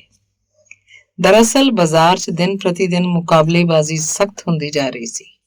ਉਤਪਾਦਨ, ਵਪਾਰ ਤੇ ਵਿਕਰੀ ਵਿਚਕਾਰ ਤਾਲਮੇਲ ਰੱਖਣਾ ਬਹੁਤ ਔਖਾ ਕੰਮ ਸੀ। ਇੱਕ ਪ੍ਰੋਡਕਟ ਦੀ ਟੱਕਰ 'ਚ 20 ਬਦਲਵੇਂ ਪ੍ਰੋਡਕਟ ਸਨ। ਇਹਨਾਂ ਸਾਰਿਆਂ ਨੂੰ ਉੱਤਮ ਦੱਸਦੀਆਂ ਇਸ਼ਤਿਹਾਰੀ ਮੁਹਿੰਮਾਂ ਸੀ, ਜਿਨ੍ਹਾਂ ਦੇ ਪ੍ਰਚਾਰ ਪ੍ਰਸਾਰ ਲਈ ਮਾਰਕੀਟਿੰਗ ਦਾ ਕੰਮ ਆਸਾਨ ਹੋਣ ਦੀ ਬਜਾਏ ਮੁਸ਼ਕਿਲ ਹੁੰਦਾ ਜਾਂਦਾ। ਉਪਭੋਗਤਾ ਕੋਲ ਇੱਕ ਚੀਜ਼ ਦੇ ਕਈ ਚਮਤਕਾਰ ਬਦਲ ਸਨ। ਰੋਜਵਿੰਦਰ ਨੇ ਪੁਰਾਣੀ ਕੰਪਨੀ ਛੱਡ ਕੇ ਇੰਡੀਆ ਲਿਵਰ ਦੇ ਟੁੱਥਪੇਸਟ ਡਿਵੀਜ਼ਨ 'ਚ ਕੰਮ ਸੰਭਾਲ ਲਿਆ ਸੀ। ਉਹਨੂੰ ਅੱਜ-ਕੱਲ ਦੁਨੀਆ 'ਚ ਦੰਦਾਂ ਦੇ ਸਿਵਾ ਹੋਰ ਕੁਝ ਨਜ਼ਰ ਹੀ ਨਹੀਂ ਸੀ ਆਉਂਦਾ। ਉਹ ਕਹਿੰਦੀ ਸਾਡੀ ਪ੍ਰੋਡਕਟ ਦੀ ਇੱਕ ਆਈਟਮ ਨੂੰ ਇੰਨਾ ਪ੍ਰਚਾਰਿਆ ਗਿਆ ਹੈ ਕਿ ਹੁਣ ਇਸ ਵਿੱਚ ਬਸ ਸਾਬਣ ਮਿਲਾਉਣ ਦੀ ਕਸਰ ਬਾਕੀ ਹੈ। TV ਤੇ ਰੇਡੀਓ ਦੇ ਤੇ ਦਿਨ 'ਚ 100 ਵਾਰ ਦਰਸ਼ਕਾਂ ਤੇ ਸਰੋਤਿਆਂ ਦੀ ਚੇਤਨਾ ਨੂੰ ਝੰਜੋੜਦੀ ਮਸ਼ਹੂਰੀ ਮਾਰਕੀਟਿੰਗ ਦੇ ਯਤਨਾਂ ਵਿੱਚ ਚੁਣੌਤੀ ਤੇ ਚੇਤਾਵਨੀ ਦਾ ਕੰਮ ਕਰਦੀ। ਉਪਭੋਗਤਾ ਬਹੁਤ ਜ਼ਿਆਦਾ ਉਮੀਦ ਨਾਲ ਟੁੱਥਪੇਸਟ ਖਰੀਦਦਾ, ਜੋ ਕਈ ਵਾਰ ਪੂਰੀ ਨਾ ਹੁੰਦੀ ਦਿਸਦੀ। ਉਹ ਵਾਪਸ ਆਪਣੇ ਪੁਰਾਣੇ ਟੁੱਥਪੇਸਟ ਤੇ ਆ ਜਾਂਦਾ, ਬਿਨਾਂ ਇਹ ਸੋਚੇ ਕਿ ਉਹਨੂੰ ਆਪਣੇ ਦੰਦਾਂ ਦੀ ਬਣਾਵਟ, ਖਾਣ ਪੀਣ ਦੀਆਂ ਕਿਸਮਾਂ, ਪ੍ਰਕਿਰਤੀ ਤੇ ਖਾਨਦਾਨੀ ਸੀਮਾਵਾਂ ਤੇ ਵੀ ਗੌਰ ਕਰਨੀ ਚਾਹੀਦੀ ਹੈ। ਸ਼ਰਦ ਨੂੰ ਲੱਗਦਾ ਬੂਟ ਪਾਲਿਸ਼ ਵੇਚਣਾ ਸਭ ਤੋਂ ਮੁਸ਼ਕਿਲ ਕੰਮ ਹੈ। ਰੋਜ਼ਵਿੰਦਰ ਨੂੰ ਲੱਗਦਾ ਗਾਹਕਾਂ ਦੇ ਮੂੰਹ ਤੇ ਨਵਾਂ ਟੁੱਥਪੇਸਟ ਚੜਾਉਣਾ ਬਹੁਤ ਚੁਣੌਤੀਪੂਰਨ ਹੈ ਤੇ ਪਵਨ ਪਾਂਡੇ ਨੂੰ ਲੱਗਦਾ ਉਹ ਆਪਣੀ ਕੰਪਨੀ ਦਾ ਟਾਰਗੇਟ ਵਿਕਰੀ ਟੀਚਾ ਕਿਵੇਂ ਪੂਰਾ ਕਰੇ। ਖਾਲੀ ਸਮੇਂ 'ਚ ਆਪਣੇ ਪ੍ਰੋਡਕਟ ਤੇ ਬਹਿਸ ਕਰਦੇ ਇੰਨਾ ਰੌਲਾ ਰੱਪਾ ਪਾਉਂਦੇ, ਲੱਗਦਾ ਜਿਵੇਂ ਉਹ ਸਫਲਤਾ ਦਾ ਕੋਈ ਸੱਟਾ ਖੇਡ ਰਹੇ ਹਨ। ਪਵਨ ਮਿਊਜ਼ਿਕ ਸਿਸਟਮ ਤੇ ਲਾ ਦਿੰਦਾ, ਇਹ ਤੇਰੀ ਨਜ਼ਰ ਝੁਕੀ ਝੁਕੀ, ਇਹ ਤੇਰਾ ਚਿਹਰਾ ਖਿਲਾ ਖਿਲਾ, ਬੜੀ ਕਿਸਮਤ ਵਾਲਾ ਹੈ ਸਨੀ ਟੂਥਪੇਸਟ ਜਿਸੇ ਮਿਲੇ। ਰੋਜਵਿੰਦਰ ਗਾਣੇ ਦੀ ਲਾਈਨ ਪੂਰੀ ਕਰ ਦਿੰਦੀ। ਐਨਾਗ੍ਰਾਮ ਫਾਈਨੈਂਸ ਕੰਪਨੀ ਦੇ ਸਹਿਯੋਗ ਨਾਲ ਸ਼ਹਿਰ 'ਚ 3 ਦਿਨਾਂ ਸੱਭਿਆਚਾਰਕ ਪ੍ਰੋਗਰਾਮ ਦਾ ਆਯੋਜਨ ਹੋਇਆ। ਗੁਜਰਾਤ ਯੂਨੀਵਰਸਿਟੀ ਦੇ ਵਿਸ਼ਾਲ ਮੈਦਾਨ ਨੂੰ ਬੇਹੱਦ ਸੁੰਦਰ ਸਜਾਇਆ ਗਿਆ। ਗੁਜਰਾਤ ਵੈਸੇ ਵੀ ਪੰਡਾਲ ਸਜਾਉਣ 'ਚ ਪਰੰਪਰਾ ਤੇ ਮੌਲਿਕਤਾ ਲਈ ਮਸ਼ਹੂਰ ਰਿਹਾ। ਫਿਰ ਇਸ ਆਯੋਜਨ ਵਿੱਚ ਤਾਂ ਬਜਟ ਦੀ ਕੋਈ ਸੀਮਾ ਨਹੀਂ ਸੀ। ਪਵਨ, ਸ਼ਿਲਪਾ, ਰੋਜ਼ੂ, ਸ਼ਰਤ ਤੇ ਅਨੁਪਮ ਨੇ ਪਹਿਲਾਂ ਹੀ ਆਪਣੇ ਪਾਸ ਮੰਗਵਾ ਲਏ ਸੀ। ਪਹਿਲੇ ਦਿਨ ਡਾਂਸ ਦਾ ਪ੍ਰੋਗਰਾਮ ਸੀ, ਅਗਲੇ ਦਿਨ ਤਾਲ ਵਾਦਨ, ਪੰਡਿਤ ਭੀਮ ਸੈਨ ਚੁਰਸੀਆ ਦਾ ਬਾਂਸਰੀ ਵਾਦਨ ਤੇ ਸ਼ਿਵ ਕੁਮਾਰ ਸ਼ਰਮਾ ਦਾ ਸੰਤੂਰ ਵਾਦਨ। ਅਹਿਮਦਾਬਾਦ ਵਰਗੀ ਉਦਯੋਗਿਕ ਵਪਾਰਕ ਨਗਰੀ ਲਈ ਇਹ ਅਨੋਖਾ ਸੱਭਿਆਚਾਰਕ ਸੰਗਮ ਸੀ। ਆਯੋਜਨ ਦਾ ਸਾਰਾ ਪ੍ਰਬੰਧ AFC ਦੇ ਨੌਜਵਾਨ ਮੈਨੇਜਰਾਂ ਦੇ ਜ਼ਿੰਮੇ ਸੀ। ਪੰਡਾਲ 'ਚ 15,000 ਦਰਸ਼ਕਾਂ ਦੇ ਬੈਠਣ ਦਾ ਇੰਤਜ਼ਾਮ ਸੀ। ਪੰਡਾਲ ਦੇ 4 ਕੋਨਿਆਂ ਦੇ ਵਿਚਕਾਰ 2 ਥਾਵਾਂ ਤੇ ਵਿਸ਼ਾਲ ਸੁਪਰ ਸਕਰੀਨ ਲੱਗੇ ਹੋਏ ਸਨ, ਜਿਨ੍ਹਾਂ ਤੇ ਮੰਚ ਦੇ ਕਲਾਕਾਰਾਂ ਦੀਆਂ ਤਸਵੀਰਾਂ ਆ ਰਹੀਆਂ ਸਨ। ਇਸ ਨਾਲ ਮੰਚ ਤੋਂ ਦੂਰ ਬੈਠੇ ਦਰਸ਼ਕਾਂ ਨੂੰ ਕਲਾਕਾਰਾਂ ਦੇ ਨੇੜੇ ਹੋਣ ਦਾ ਭੁਲੇਖਾ ਪੈਂਦਾ ਸੀ। ਦਰਸ਼ਕਾਂ ਦੀਆਂ ਸੀਟਾਂ ਤੋਂ ਹਟ ਕੇ ਪੰਡਾਲ ਦੀ ਬਾਹਰੀ ਦੀਵਾਰ ਦੇ ਨੇੜੇ ਇੱਕ ਖਾਣ ਪੀਣ ਦਾ ਬਾਜ਼ਾਰ ਲਾਇਆ ਗਿਆ ਸੀ।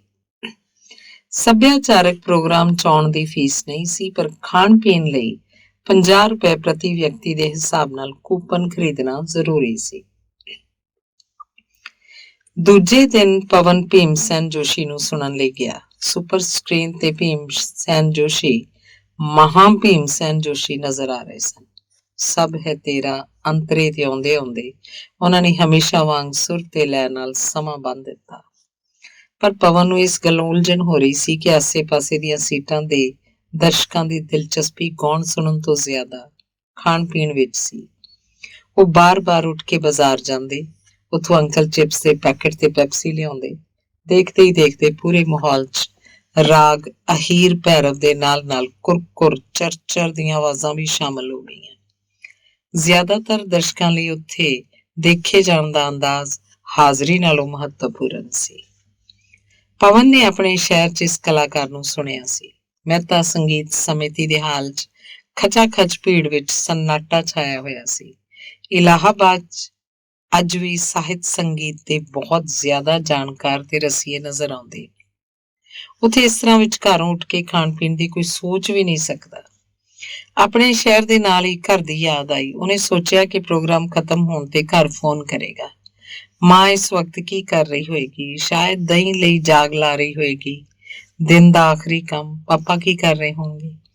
ਸ਼ਾਇਦ ਸਮਾਚਾਰਾਂ ਦੀ 50ਵੀਂ ਕਿਸ਼ਤ ਸੁਣ ਰਹੇ ਹੋਣਗੇ। ਭਰਾ ਕੀ ਕਰ ਰਿਹਾ ਹੋਏਗਾ? ਉਹ ਜ਼ਰੂਰ ਫੋਨ ਨਾਲ ਚਿਪਕਿਆ ਹੋਏਗਾ। ਉਹਦੇ ਕਾਰਨ ਹੀ ਫੋਨ ਇੰਨਾ ਬਿਜ਼ੀ ਰਹਿੰਦਾ ਹੈ ਕਿ ਆਪ ਪਵਨ ਨੂੰ ਆਪਣੇ ਘਰ ਗੱਲ ਕਰਨ ਲਈ PCO ਤੇ 1 ਘੰਟਾ ਬੈਠਣਾ ਪੈਂਦਾ ਹੈ। ਆਖਰ ਜਦੋਂ ਫੋਨ ਮਿਲਦਾ, ਸ਼ਗਨ ਤੋਂ ਪਤਾ ਲੱਗਦਾ ਕਿ ਮਾਂ-ਬਾਪ ਦੀ ਹੁਣੇ-ਹੁਣੇ ਅੱਖ ਲੱਗੀ ਹੈ। ਕਦੇ ਉਹਨਾਂ ਨਾਲ ਗੱਲ ਹੁੰਦੀ, ਕਦੇ ਨਾ ਹੁੰਦੀ। ਜਦੋਂ ਮਾਂ ਨਿਰਾਸ਼ ਆਵਾਜ਼ 'ਚ ਪੁੱਛਦੀ, ਕਿਵੇਂ ਆ ਪੁੰਨੂ? ਖਾਣਾ ਖਾ ਲਿਆ? ਚਿੱਠੀ ਪਾ ਦਿਆ ਕਰ। ਉਹ ਹਰ ਗੱਲ ਤੇ ਹਾਂ ਕਰ ਦਿੰਦਾ, ਪਰ ਤਸੱਲੀ ਨਹੀਂ ਹੁੰਦੀ। ਉਹਦਾ ਆਪਣੀ ਮਾਂ ਨਾਲ ਬੇਹੱਦ ਪਿਆਰਾ ਰਿਸ਼ਤਾ ਸੀ। ਫੋਨ ਜਿਹੇ ਯੰਤਰ ਰਾਹੀਂ ਸਿਰਫ ਉਸ ਤੱਕ ਪਹੁੰਚਿਆ ਜਾ ਸਕਦਾ, ਉਹਨੂੰ ਦੁਬਾਰਾ ਜਿਉਂਦਾ ਨਹੀਂ ਕੀਤਾ ਜਾ ਸਕਦਾ। ਉਹ ਮਾਂ ਦੇ ਚਿਹਰੇ ਦਾ ਇੱਕ ਭਾਵ ਦੇਖਣਾ ਚਾਹੁੰਦਾ ਹੈ। ਪਿਤਾ ਹੱਸਦੇ ਹੋਏ ਬਹੁਤ ਸੁੰਦਰ ਲੱਗਦੇ ਹਨ। ਇੰਨੀ ਦੂਰ ਬੈਠ ਕੇ ਪਵਨ ਨੂੰ ਲੱਗਦਾ ਕਿ ਮਾਤਾ ਪਿਤਾ ਤੇ ਭਰਾ ਉਹਦੀ ਜ਼ਿੰਦਗੀ ਦੀ ਐਲਬਮ ਦੀਆਂ ਸਭ ਤੋਂ ਸੁੰਦਰ ਤਸਵੀਰਾਂ ਹਨ।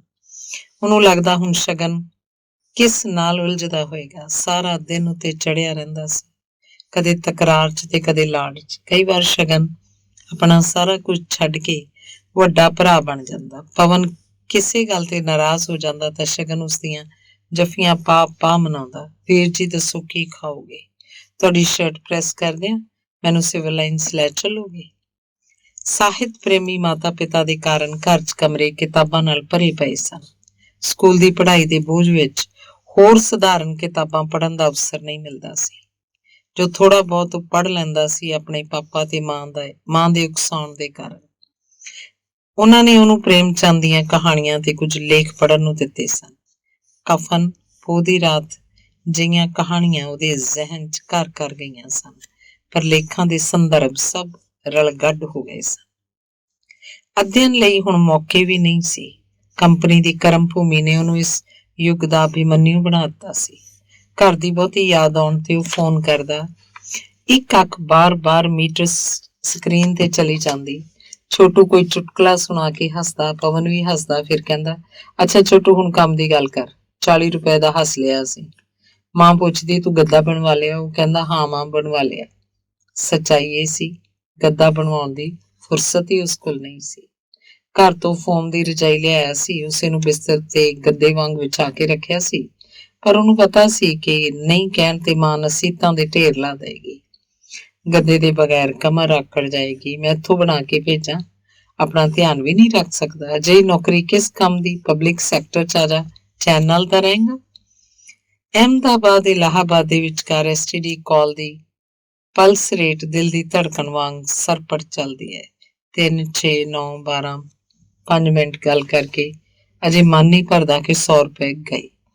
ਫਿਰ ਉਹਨੂੰ ਲੱਗਦਾ ਟਾਈਮ ਇਜ਼ ਮਨੀ। ਉਹ ਆਪਣੇ ਆਪ ਨੂੰ ਧਿਰਕਾਰਦਾ ਕਿ ਘਰ ਵਾਲਿਆਂ ਨਾਲ ਗੱਲ ਕਰਨ 'ਚ ਉਹ ਮਹਾਜਨੀ ਦਿਖਾ ਰਿਹਾ ਹੈ, ਪਰ ਸ਼ਹਿਰ 'ਚ ਹੋਰ ਚੀਜ਼ਾਂ ਤੇ ਇੰਨਾ ਖਰਚ ਹੋ ਜਾਂਦਾ ਹੈ ਕਿ ਉਹ ਫੋਨ ਲਈ 500 ਤੋਂ ਜ਼ਿਆਦਾ ਦੀ ਗੁੰਜਾਇਸ਼ ਆਪਣੇ ਬਜਟ 'ਚ ਨਹੀਂ ਸੀ ਰੱਖ ਸਕਦਾ। ਅੰਗ 5ਵਾਂ। ਸ਼ਨੀਵਾਰ ਦੀ ਸ਼ਾਮ ਪਵਨ ਹਮੇਸ਼ਾ ਵਾਂਗ ਅਭਿਸ਼ੇਕ ਸ਼ੁਕਲਾ ਦੇ ਪਹੁੰਚਿਆ ਤਾਂ ਦੇਖਿਆ ਉੱਥੇ ਮਾਹੌਲ ਹੀ ਵੱਖਰਾ ਹੈ।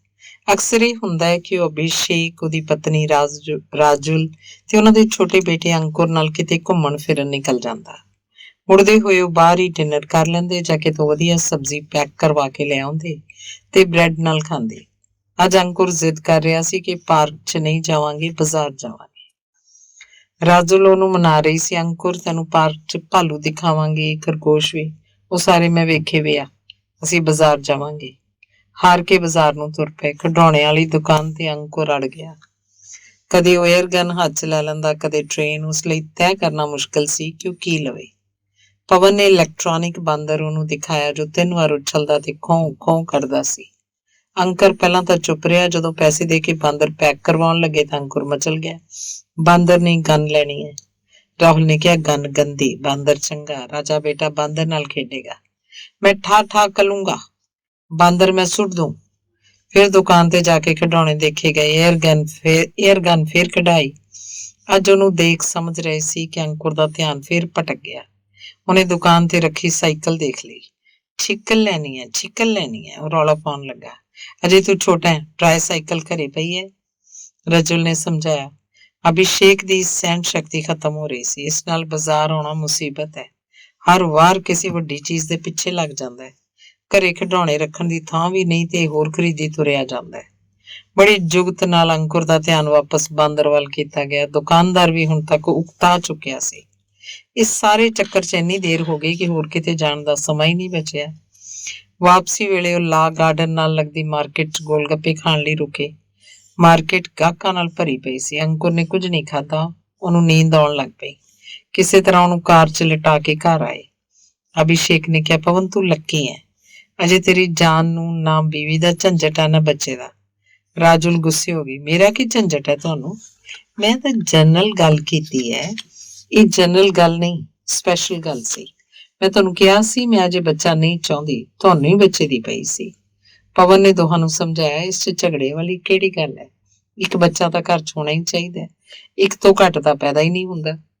ਇਸ ਲਈ ਇੱਕ ਤਾਂ ਹੋਵੇਗਾ ਹੀ ਹੋਵੇਗਾ। ਅਭਿਸ਼ੇਕ ਨੇ ਕਿਹਾ, ਮੈਂ ਬਹੁਤ ਥੱਕ ਗਿਆ। ਨੋ ਮੋਰ ਡਿਸਕਸ਼ਨਸ। ਪਰ ਰਾਜੁਲ ਦਾ ਮੂਡ ਖਰਾਬ ਹੋ ਗਿਆ। ਉਹ ਘਰ ਦਾ ਆਖਰੀ ਕੰਮ ਨਿਪਟਾਉਂਦੀ ਖਿਝਦੀ ਰਹੀ। ਹਿੰਦੁਸਤਾਨੀ ਮਰਦ ਨੂੰ ਸ਼ਾਦੀ ਦੇ ਸਾਰੇ ਸੁੱਖ ਚਾਹੀਦੇ ਹੈ, ਬਸ ਜ਼ਿੰਮੇਵਾਰੀ ਨਹੀਂ ਚਾਹੀਦੀ। ਮੇਰਾ ਕਿੰਨਾ ਹਰਜ ਹੋਇਆ। ਚੰਗੀ ਭਲੀ ਸਰਵਿਸ ਛੱਡਣੀ ਪਈ। ਮੇਰੀਆਂ ਸਾਰੀਆਂ ਕੁਲੀਗਸ ਕਹਿੰਦੀਆਂ ਸੀ, ਰਾਜੁਲ ਆਪਣੀ ਆਜ਼ਾਦੀ ਖਤਮ ਕਰੇਗੀ, ਹੋਰ ਕੁਝ ਨਹੀਂ। ਅੱਜ ਕੱਲ ਤਾਂ ਡਿੰਗਸ ਦਾ ਜ਼ਮਾਨਾ ਹੈ। ਡਬਲ ਇਨਕਮ, ਨੋ ਕਿਡਸ। ਦੋਹਰੀ ਆਮਦਨੀ, ਬੱਚੇ ਨਹੀਂ। ਸੈਂਟੀਮੈਂਟ ਦੇ ਚੱਕਰ 'ਚ ਫਸ ਗਈ। ਕਿਸੇ ਤਰ੍ਹਾਂ ਵਿਦਾ ਲੈ ਕੇ ਪਵਨ ਉੱਥੋਂ ਨਿਕਲਿਆ। ਅੰਗ 6ਵਾਂ। ਕੰਪਨੀ ਨੇ ਪਵਨ ਤੇ ਅਨੁਪਮ ਦਾ ਤਬਾਦਲਾ ਰਾਜਕੋਟ ਕਰ ਦਿੱਤਾ। ਉੱਥੇ ਉਹਨਾਂ ਨੇ ਨਵੇਂ ਸਿਰੇ ਤੋਂ ਦਫ਼ਤਰ ਸ਼ੁਰੂ ਕਰਨਾ ਸੀ। LPG ਦੀ ਰਿਟੇਲ ਮਾਰਕੀਟ ਨੂੰ ਸੰਭਾਲਣਾ ਸੀ ਤੇ ਪੂਰੇ ਸੌਰਾਸ਼ਟਰ ਵਿੱਚ GGC ਦਾ ਜਾਲ ਵਿਛਾਉਣ ਦੀਆਂ ਸੰਭਾਵਨਾਵਾਂ ਤੇ ਪ੍ਰੋਜੈਕਟ ਤਿਆਰ ਕਰਨਾ ਸੀ। ਤਬਾਦਲੇ ਆਪਣੇ ਨਾਲ ਤਕਲੀਫ ਵੀ ਲਿਆਉਂਦੇ ਹੈ, ਪਰ ਇਹਨਾਂ ਦਿਨਾਂ 'ਚ ਉਨੀ ਨਹੀਂ ਹੋਈ ਜਿੰਨਾ ਡਰ ਸੀ। ਇਹਨਾਂ ਲਈ ਅਹਿਮਦਾਬਾਦ ਵੀ ਅਣਜਾਣਾ ਤੇ ਰਾਜਕੋਟ ਵੀ। ਪਰਦੇਸੀ ਲਈ ਪਰਦੇਸ 'ਚ ਪਸੰਦ ਕੀ ਤੇ ਨਾ ਪਸੰਦ ਕੀ। ਅਹਿਮਦਾਬਾਦ 'ਚ ਇੰਨੀਆਂ ਜੜ੍ਹਾਂ ਅਜੇ ਲੱਗੀਆਂ ਵੀ ਨਹੀਂ ਸੀ ਕਿ ਉਖੜਨ ਤੇ ਦਰਦ ਹੋਵੇ। ਪਰ ਅਹਿਮਦਾਬਾਦ ਰਾਜਕੋਟ ਮਾਰਗ ਤੇ ਡੀਲਕਸ ਬੱਸ ਵਿੱਚ ਜਾਂਦੇ ਸਮੇਂ ਤੁਹਾਨੂੰ ਇਹ ਜ਼ਰੂਰ ਲੱਗਿਆ ਕਿ ਉਹ ਹੈੱਡ ਆਫਿਸ ਤੋਂ ਬ੍ਰਾਂਚ ਆਫਿਸ ਵੱਲ ਧੱਕ ਦਿੱਤੇ ਗਏ ਹਨ। ਗੁਰਜਰ ਗੈਸ ਸੌਰਾਸ਼ਟਰ ਦੇ ਪਿੰਡਾਂ 'ਚ ਆਪਣੇ ਪੈਰ ਪਸਾਰ ਰਹੀ ਸੀ। ਇਸ ਲਈ ਉਹ ਆਪਣੇ ਨਵੇਂ ਕਰਮਚਾਰੀਆਂ ਨੂੰ ਦੌਰੇ ਤੇ ਪ੍ਰਚਾਰ ਦਾ ਵਿਆਪਕ ਪ੍ਰੋਗਰਾਮ ਸਮਝਾ ਚੁੱਕੀ ਸੀ। ਸੂਚਨਾ, ਊਰਜਾ ਤੇ ਵਿੱਤ ਲਈ ਅੱਡ-ਅੱਡ ਟੀਮਾਂ ਪਿੰਡ ਪੱਧਰ ਤੇ ਕੰਮ ਕਰਨ ਨਿਕਲ ਪਈਆਂ ਸੀ। ਵੈਸੇ ਤਾਂ ਪਵਨ ਤੇ ਅਨੁਪਮ ਵੀ ਅਜੇ ਨਵੇਂ ਹੀ ਸੀ, ਪਰ ਉਹਨਾਂ ਨੇ ਇਹਨਾਂ 26 ਨਵੇਂ ਕਰਮਚਾਰੀਆਂ ਨੂੰ ਕੰਮ ਬਾਰੇ ਸਮਝਾਉਣਾ ਤੇ ਉਹਨਾਂ ਦੀ ਸਹਾਇਤਾ ਕਰਨਾ ਸੀ। ਰਾਜਕੋਟ 'ਚੋਂ ਇੱਕ ਦਿਨ ਟਿਕਦੇ ਅਗਲੇ ਦਿਨ ਉਹਨਾਂ ਨੂੰ ਸੂਰਤ, ਭਰੂਚ, ਅੰਕਲੇਸ਼ਵਰ ਦੇ ਦੌਰੇ ਤੇ ਭੇਜ ਦਿੱਤਾ ਜਾਂਦਾ। ਹਰ ਥਾਂ ਕਿਸੇ 3 ਸਿਤਾਰਾ ਹੋਟਲ 'ਚ ਉਹਨਾਂ ਨੂੰ ਠਹਿਰਾਇਆ ਜਾਂਦਾ। ਫਿਰ ਅਗਲਾ ਮੁਕਾਮ ਸੂਰਤ ਦੇ ਨੇੜੇ ਹਜੀਰਾ ਵਿੱਚ ਵੀ ਪਵਨ ਤੇ ਅਨੁਪਮ ਗਏ। ਉੱਥੇ ਕੰਪਨੀ ਦੇ ਤੇਲ ਦੇ ਖੂਹ ਸਨ, ਪਰ ਪਹਿਲਾ ਅਨੁਭਵ ਕੰਪਨੀ ਦੇ ਗਲਬੇ ਦਾ ਨਹੀਂ, ਅਰਬ ਮਹਾਸਾਗਰ ਦਾ ਹੋਇਆ। ਇੱਕ ਪਾਸੇ ਹਰੇ ਭਰੇ ਦਰਖਤਾਂ ਵਿਚਕਾਰ ਸਥਿਤ ਵੱਡੀਆਂ ਵੱਡੀਆਂ ਫੈਕਟਰੀਆਂ, ਦੂਜੇ ਪਾਸੇ ਲਹਿਰਾਉਂਦਾ ਅਰਬ ਸਾਗਰ। ਇੱਕ ਦਿਨ ਉਹਨਾਂ ਨੂੰ ਵੀਰਪੁਰ ਵੀ ਭੇਜਿਆ ਗਿਆ। ਰਾਜਕੋਟ ਤੋਂ 50 ਮੀਲ ਤੇ ਇੱਕ ਛੋਟੇ ਜਿਹੇ ਕਸਬੇ 'ਚ ਜਲਰਾਮ ਬਾਬਾ ਦਾ ਸ਼ਕਤੀ ਪੀਠ ਡੇਰਾ ਸੀ। ਉੱਥੋਂ ਦੇ ਪੁਜਾਰੀ ਨੂੰ ਪਵਨ ਨੇ ਗੁਰਜਰ ਗੈਸ ਦਾ ਮਹੱਤਵ ਸਮਝਾ ਕੇ 6 ਗੈਸ ਕੁਨੈਕਸ਼ਨਾਂ ਦਾ ਆਰਡਰ ਲੈ ਲਿਆ। ਕੁਝ ਹੀ ਦੇਰ 'ਚ ਜਲਰਾਮ ਬਾਬਾ ਦੇ ਭਗਤਾਂ ਤੇ ਸਮਰਥਕਾਂ 'ਚ ਖਬਰ ਫੈਲ ਗਈ ਕਿ ਬਾਬੇ ਨੇ ਗੁਰਜਰ ਗੈਸ ਇਸਤੇਮਾਲ ਕਰਨ ਦਾ ਆਦੇਸ਼ ਦਿੱਤਾ ਹੈ। ਦੇਖਦੇ ਦੇਖਦੇ ਸ਼ਾਮ ਤੱਕ ਪਵਨ ਤੇ ਅਨੁਪਮ ਨੇ 264 ਗੈਸ ਕੁਨੈਕਸ਼ਨਾਂ ਦਾ ਆਰਡਰ ਲੈ ਲਿਆ। ਵੈਸੇ ਗੁਰਜਰ ਗੈਸ ਦਾ ਮੁਕਾਬਲਾ ਹਰ ਥਾਂ IOC ਨਾਲ ਸੀ। ਲੋਕ ਵਪਾਰਕ ਤੇ ਘਰੇਲੂ ਇਸਤੇਮਾਲ ਦੇ ਅੰਤਰ ਨੂੰ ਮਹੱਤਵ ਨਹੀਂ ਸੀ ਦਿੰਦੇ। ਜਿਸ ਨਾਲ 4 ਪੈਸੇ ਬਚਣ ਉਹੀ ਉਹਨਾਂ ਨੂੰ ਵਧੀਆ ਲੱਗਦਾ ਸੀ। ਕਈ ਥਾਂ ਉਹਨਾਂ ਨੂੰ ਪੁਲਿਸ ਦੀ ਮਦਦ ਲੈਣੀ ਪਈ ਕਿ ਘਰੇਲੂ ਗੈਸ ਦੀ ਵਰਤੋਂ ਵਪਾਰਕ ਇਕਾਈਆਂ 'ਚ ਨਾ ਕੀਤੀ ਜਾਵੇ। ਅੰਗ 7ਵਾਂ। ਕਿਰੀਟ ਦੇਸਾਈ ਨੇ 4 ਦਿਨ ਦੀ ਛੁੱਟੀ ਮੰਗੀ ਤਾਂ ਪਵਨ ਦਾ ਮੱਥਾ ਠਣਕ ਗਿਆ। ਨਿੱਜੀ ਕੰਮ 'ਚ 2 ਮਿੰਟ ਦੀ ਛੁੱਟੀ ਲੈਣਾ ਵੀ ਫਜ਼ੂਲ ਖਰਚੀ ਸਮਝਿਆ ਜਾਂਦਾ ਸੀ। ਇਹ ਤਾਂ ਇਕੱਠਾ 4 ਦਿਨ ਦਾ ਮਾਮਲਾ ਸੀ। ਕਿਰੀਟ ਦੀ ਗੈਰ ਹਾਜ਼ਰੀ ਦਾ ਮਤਲਬ ਸੀ ਇੱਕ ਪੇਂਡੂ ਖੇਤਰ ਤੋਂ 4 ਦਿਨ ਲਈ ਬਿਲਕੁਲ ਹੀ ਕੱਟੇ ਜਾਣਾ। ਆਖਿਰ ਤੈਨੂੰ ਇਹੋ ਜਿਹਾ ਕੀ ਕੰਮ ਆ ਪਿਆ? ਜੇ ਮੈਂ ਦੱਸ ਦਿੱਤਾ ਤੁਸੀਂ ਛੁੱਟੀ ਨਹੀਂ ਦੇਣੀ। ਕੀ ਤੂੰ ਸ਼ਾਦੀ ਕਰਾਉਣ ਜਾ ਰਿਹਾ? ਨਹੀਂ ਸਰ, ਮੈਂ ਤੁਹਾਨੂੰ ਦੱਸਿਆ ਨਾ, ਮੈਂ ਜ਼ਰੂਰ ਜਾਣਾ। ਬਹੁਤ ਕੋਸ਼ਿਸ਼ ਦੇ ਬਾਅਦ ਪਤਾ ਲੱਗਿਆ ਕਿ ਕਿਰੀਟ ਦੇਸਾਈ ਸਰਲ ਮਾਰਗ ਦੇ ਕੈਂਪ 'ਚ ਜਾਣਾ ਚਾਹੁੰਦਾ ਹੈ। ਰਾਜਕੋਟ ਵਿੱਚ ਹੀ 13 ਮੀਲ ਦੀ ਦੂਰੀ ਤੇ ਉਹਦੇ ਸਵਾਮੀ ਜੀ ਦਾ ਕੈਂਪ ਲੱਗਣਾ ਹੈ। ਜੋ ਕੰਮ ਤੇਰੇ ਮਾਂ-ਬਾਪ ਦੇ ਕਰਨ ਵਾਲਾ ਹੈ ਉਹ ਤੂੰ ਹੁਣੇ ਤੋਂ ਕਰੇਗਾ? ਪਵਨ ਨੇ ਕਿਹਾ। ਨਹੀਂ ਸਰ, ਤੁਸੀਂ ਇੱਕ ਦਿਨ ਕੈਂਪ ਦੇ ਮੈਡੀਟੇਸ਼ਨ 'ਚ ਭਾਗ ਲਓ, ਮਨ ਨੂੰ ਬਹੁਤ ਸ਼ਾਂਤੀ ਮਿਲੇਗੀ। ਸਵਾਮੀ ਜੀ ਕਹਿੰਦੇ ਹਨ meditation prepares you for your Mondays। ਧਿਆਨ ਲਾਉਣ ਨਾਲ ਤੁਸੀਂ ਆਪਣੀਆਂ ਸੋਮਵਾਰਾਂ ਦਾ ਸਾਹਮਣਾ ਬਿਹਤਰ ਨਾਲ ਕਰ ਸਕਦੇ ਹੋ। ਤਾਂ ਇਸ ਲਈ ਛੁੱਟੀ ਦੀ ਜ਼ਰੂਰਤ ਹੈ। ਤੂੰ ਕੰਮ ਤੋਂ ਵਾਪਸ ਆ ਕੇ ਵੀ ਕੈਂਪ 'ਚ ਜਾ ਸਕਦਾ? ਨਹੀਂ ਸਰ, ਪੂਜਾ ਤੇ ਧਿਆਨ ਫੁੱਲ ਟਾਈਮ ਕੰਮ ਹੈ। ਪਵਨ ਨੇ ਬੇਮਨ ਨਾਲ ਕਿਰੀਟ ਨੂੰ ਛੁੱਟੀ ਦੇ ਦਿੱਤੀ। ਮਨ ਹੀ ਮਨ ਉਹ ਕੁੜਦਾ ਰਿਹਾ। ਇੱਕ ਸ਼ਾਮ ਉਹ ਐਵੇਂ ਹੀ ਕੈਂਪ ਵੱਲ ਤੁਰ ਪਿਆ। ਦਿਮਾਗ 'ਚ ਕਿਤੇ ਇਹ ਵੀ ਸੀ ਕਿ ਕਿਰੀਟ ਦੀ ਉੱਥੇ ਮੌਜੂਦਗੀ ਜਾਂਚ ਲਈ ਜਾਵੇ। ਰਾਜਕੋਟ ਜੂਨਾਗੜ੍ਹ ਲਿੰਕ ਰੋਡ ਦੇ ਸੱਜੇ ਹੱਥ ਨੂੰ ਵਿਸ਼ਾਲ ਫਾਟਕ ਤੇ ਧਿਆਨ ਸ਼ਿਵਰ ਸਰਲ ਮਾਰਗ ਦਾ ਬੋਰਡ ਲੱਗਿਆ ਸੀ। ਤਕਰੀਬਨ ਵੱਖਰਾ ਆਜ਼ਾਦ ਨਗਰ ਹੀ ਵਸਿਆ ਹੋਇਆ ਸੀ। ਕਾਰਾਂ ਦੇ ਕਾਫਲੇ ਆ ਤੇ ਜਾ ਰਹੇ ਸਨ। ਇੰਨੀ ਭੀੜ ਸੀ ਕਿ ਉਸ ਵਿੱਚੋਂ ਕਿਰੀਟ ਨੂੰ ਲੱਭਣਾ ਮੁਮਕਿਨ ਹੀ ਨਹੀਂ ਸੀ। ਜਿਗਿਆਸਾ ਪਵਨ ਦੇ ਅੰਦਰ ਵੀ ਜਾਗੀ। ਵਿਸ਼ਾਲ ਪੰਡਾਲ ਵਿੱਚ ਇੱਕ ਪਾਸੇ ਖੁੱਲੀ ਥਾਂ ਕਾਰਾਂ ਖੜੀਆਂ ਕਰਨ ਲਈ ਛੱਡੀ ਗਈ ਸੀ। ਉਸ ਤੋਂ ਅੱਗੇ ਲਾਲ ਪੀਲੇ ਰੰਗ ਦਾ ਪੰਡਾਲ ਸੀ। ਦੂਜੇ ਪਾਸੇ ਤਰਤੀਬ 'ਚ ਤੰਬੂ ਲੱਗੇ ਹੋਏ ਸੀ। ਕੁਝ ਤੰਬੂਆਂ ਦੇ ਬਾਹਰ ਕੱਪੜੇ ਸੁੱਕਣੇ ਪਾਏ ਸੀ। ਉਸ ਹਿੱਸੇ 'ਚ ਵੀ ਇੱਕ ਫਾਟਕ ਸੀ ਜਿਸ ਤੇ ਲਿਖਿਆ ਸੀ ਅੰਦਰ ਜਾਣਾ ਮਨਾ ਹੈ। ਪੰਡਾਲ ਦੇ ਅੰਦਰ ਜਾਣ 'ਚ ਜਦੋਂ ਪਵਨ ਸਫਲ ਹੋ ਗਿਆ ਉਦੋਂ ਸਵਾਮੀ ਜੀ ਦਾ ਪ੍ਰਵਚਨ ਸਮਾਪਤੀ ਦੇ ਨੇੜੇ ਹੀ ਸੀ। ਉਹ ਨਿਹਾਇਤ ਸ਼ਾਂਤ, ਸੰਜਮੀ, ਗੈਰ ਗੰਭੀਰ ਬਾਣੀ 'ਚ ਕਹਿ ਰਹੇ ਸਨ, ਪ੍ਰੇਮ ਕਰੋ, ਪ੍ਰਾਣੀ ਜਗਤ ਨਾਲ ਪ੍ਰੇਮ ਕਰੋ। ਪ੍ਰੇਮ ਕੋਈ ਟੈਲੀਫੋਨ ਕਨੈਕਸ਼ਨ ਨਹੀਂ ਜੋ ਆਪ ਸਿਰਫ ਇੱਕ ਮਨੁੱਖ ਨਾਲ ਗੱਲ ਕਰੋ। ਪ੍ਰੇਮ ਉਹ ਪ੍ਰਕਾਸ਼ ਹੈ ਜੋ ਸਮੁੱਚੇ ਕਮਰੇ ਨੂੰ, ਸਮੁੱਚੇ ਜੀਵਨ ਨੂੰ ਚਮਕਾਉਂਦਾ ਹੈ। ਹੁਣ ਆਪਾਂ ਧਿਆਨ ਕਰਾਂਗੇ। ਓਮ। ਉਹਨਾਂ ਦੇ ਓਮ ਕਹਿੰਦੇ ਹੀ 5000 ਸਰੋਤਿਆਂ ਨਾਲ ਭਰੇ ਪੰਡਾਲ 'ਚ ਸਨਾਟਾ ਛਾ ਗਿਆ। ਜੋ ਜਿੱਥੇ ਜਿੱਥੇ ਬੈਠਾ ਸੀ ਉਹ ਉਵੇਂ ਹੀ ਅੱਖਾਂ ਬੰਦ ਕਰਕੇ ਧਿਆਨ 'ਚ ਮਗਨ ਹੋ ਗਿਆ। ਅੱਖਾਂ ਬੰਦ ਕਰਕੇ 5 ਮਿੰਟ ਬੈਠਣ ਤੇ ਪਵਨ ਨੂੰ ਵੀ ਅਸੀਮ ਸ਼ਾਂਤੀ ਦਾ ਅਨੁਭਵ ਹੋਇਆ। ਕੁਝ ਉਹੋ ਜਿਹਾ ਜਦੋਂ ਬਚਪਨ 'ਚ ਬਹੁਤ ਭੱਜ ਦੌੜ ਕਰ ਲੈਂਦਾ ਤਾਂ ਮਾਂ ਉਹਨੂੰ ਜ਼ਬਰਦਸਤੀ ਆਪਣੇ ਨਾਲ ਪਾ ਲੈਂਦੀ ਤੇ ਥਾਪੜਦੀ ਹੋਈ ਝਾੜਦੀ, ਬੱਚਾ ਹੈ ਕਿ ਆਫਤ, ਚੁੱਪਚਾਪ ਅੱਖਾਂ ਬੰਦ ਕਰਕੇ ਸੌਂ ਜਾ। ਉਹਨੂੰ ਲੱਗਾ ਕਿ ਜੇ ਕੁਛ ਦੇਰ ਇਉਂ ਹੀ ਬੈਠਾ ਰਿਹਾ ਤਾਂ ਵਾਕਿਆ ਹੀ ਸੌਂ ਜਾਏਗਾ। ਉਹਨੇ ਹੌਲੀ ਜਿਹੀ ਅੱਖਾਂ ਖੋਲ ਕੇ ਆਸੇ ਪਾਸੇ ਦੇਖਿਆ। ਸਾਰੇ ਧਿਆਨ 'ਚ ਮਗਨ ਸਨ। ਦੇਖਣ ਤੋਂ ਸਾਰੇ VIP ਕਿਸਮ ਦੇ ਭਗਤ ਸਨ। ਜੇਬ 'ਚ ਮੋਬਾਈਲ ਫੋਨ, ਲੱਤਾਂ 'ਚ ਦੱਬੀ ਮਿਨਰਲ ਵਾਟਰ ਦੀ ਬੋਤਲ ਉਹਨਾਂ ਨੂੰ ਇੱਕ ਵੱਖਰਾ ਦਰਜਾ ਦੇ ਰਹੀ ਸੀ। ਸਫਲਤਾ ਦੇ ਕੀਰਤੀਮਾਨ ਖੋਜਦੇ ਇਹ ਭਗਤ ਕਿਸੇ ਜੈਟ ਜਹਾਜ਼ ਦੀ ਰਫ਼ਤਾਰ ਨਾਲ ਦਿਨ ਭਰ ਦੌੜਦੇ ਸਨ। ਆਪਣਾ ਬਿਜ਼ਨਸ ਜਾਂ ਨੌਕਰੀ ਦੇ ਨਿਸ਼ਾਨੇ ਦੀ ਪੂਰਤੀ ਦੇ ਕਲ ਪੁਰਜੇ ਬਣੇ ਇਹ ਮਨੁੱਖ ਪਰ ਇੱਥੇ ਇਸ ਵੇਲੇ ਇਹ ਸ਼ਾਂਤੀ ਦੀ ਸ਼ਰਨ ਵਿੱਚ ਸਨ। ਅੰਗ 8ਵਾਂ। ਕੁਝ ਦੇਰ ਬਾਅਦ ਸਭਾ ਸਮਾਪਤ ਹੋਈ। ਸਾਰਿਆਂ ਨੇ ਸਵਾਮੀ ਜੀ ਨੂੰ ਚੁੱਪਚਾਪ ਪ੍ਰਣਾਮ ਕੀਤਾ ਤੇ ਆਪਣਾ ਆਪਣਾ ਵਹੀਕਲ ਦੀ ਦਿਸ਼ਾ 'ਚ ਚੱਲ ਪਏ। ਪਾਰਕਿੰਗ ਵਾਲੀ ਥਾਂ ਤੇ ਗੱਡੀਆਂ ਦੀ ਕਰਕਰਾਹਟ ਤੇ ਤਿੱਖੇ ਮਿੱਠੇ ਹੌਰਨ ਸੁਣਾਈ ਦੇਣ ਲੱਗੇ।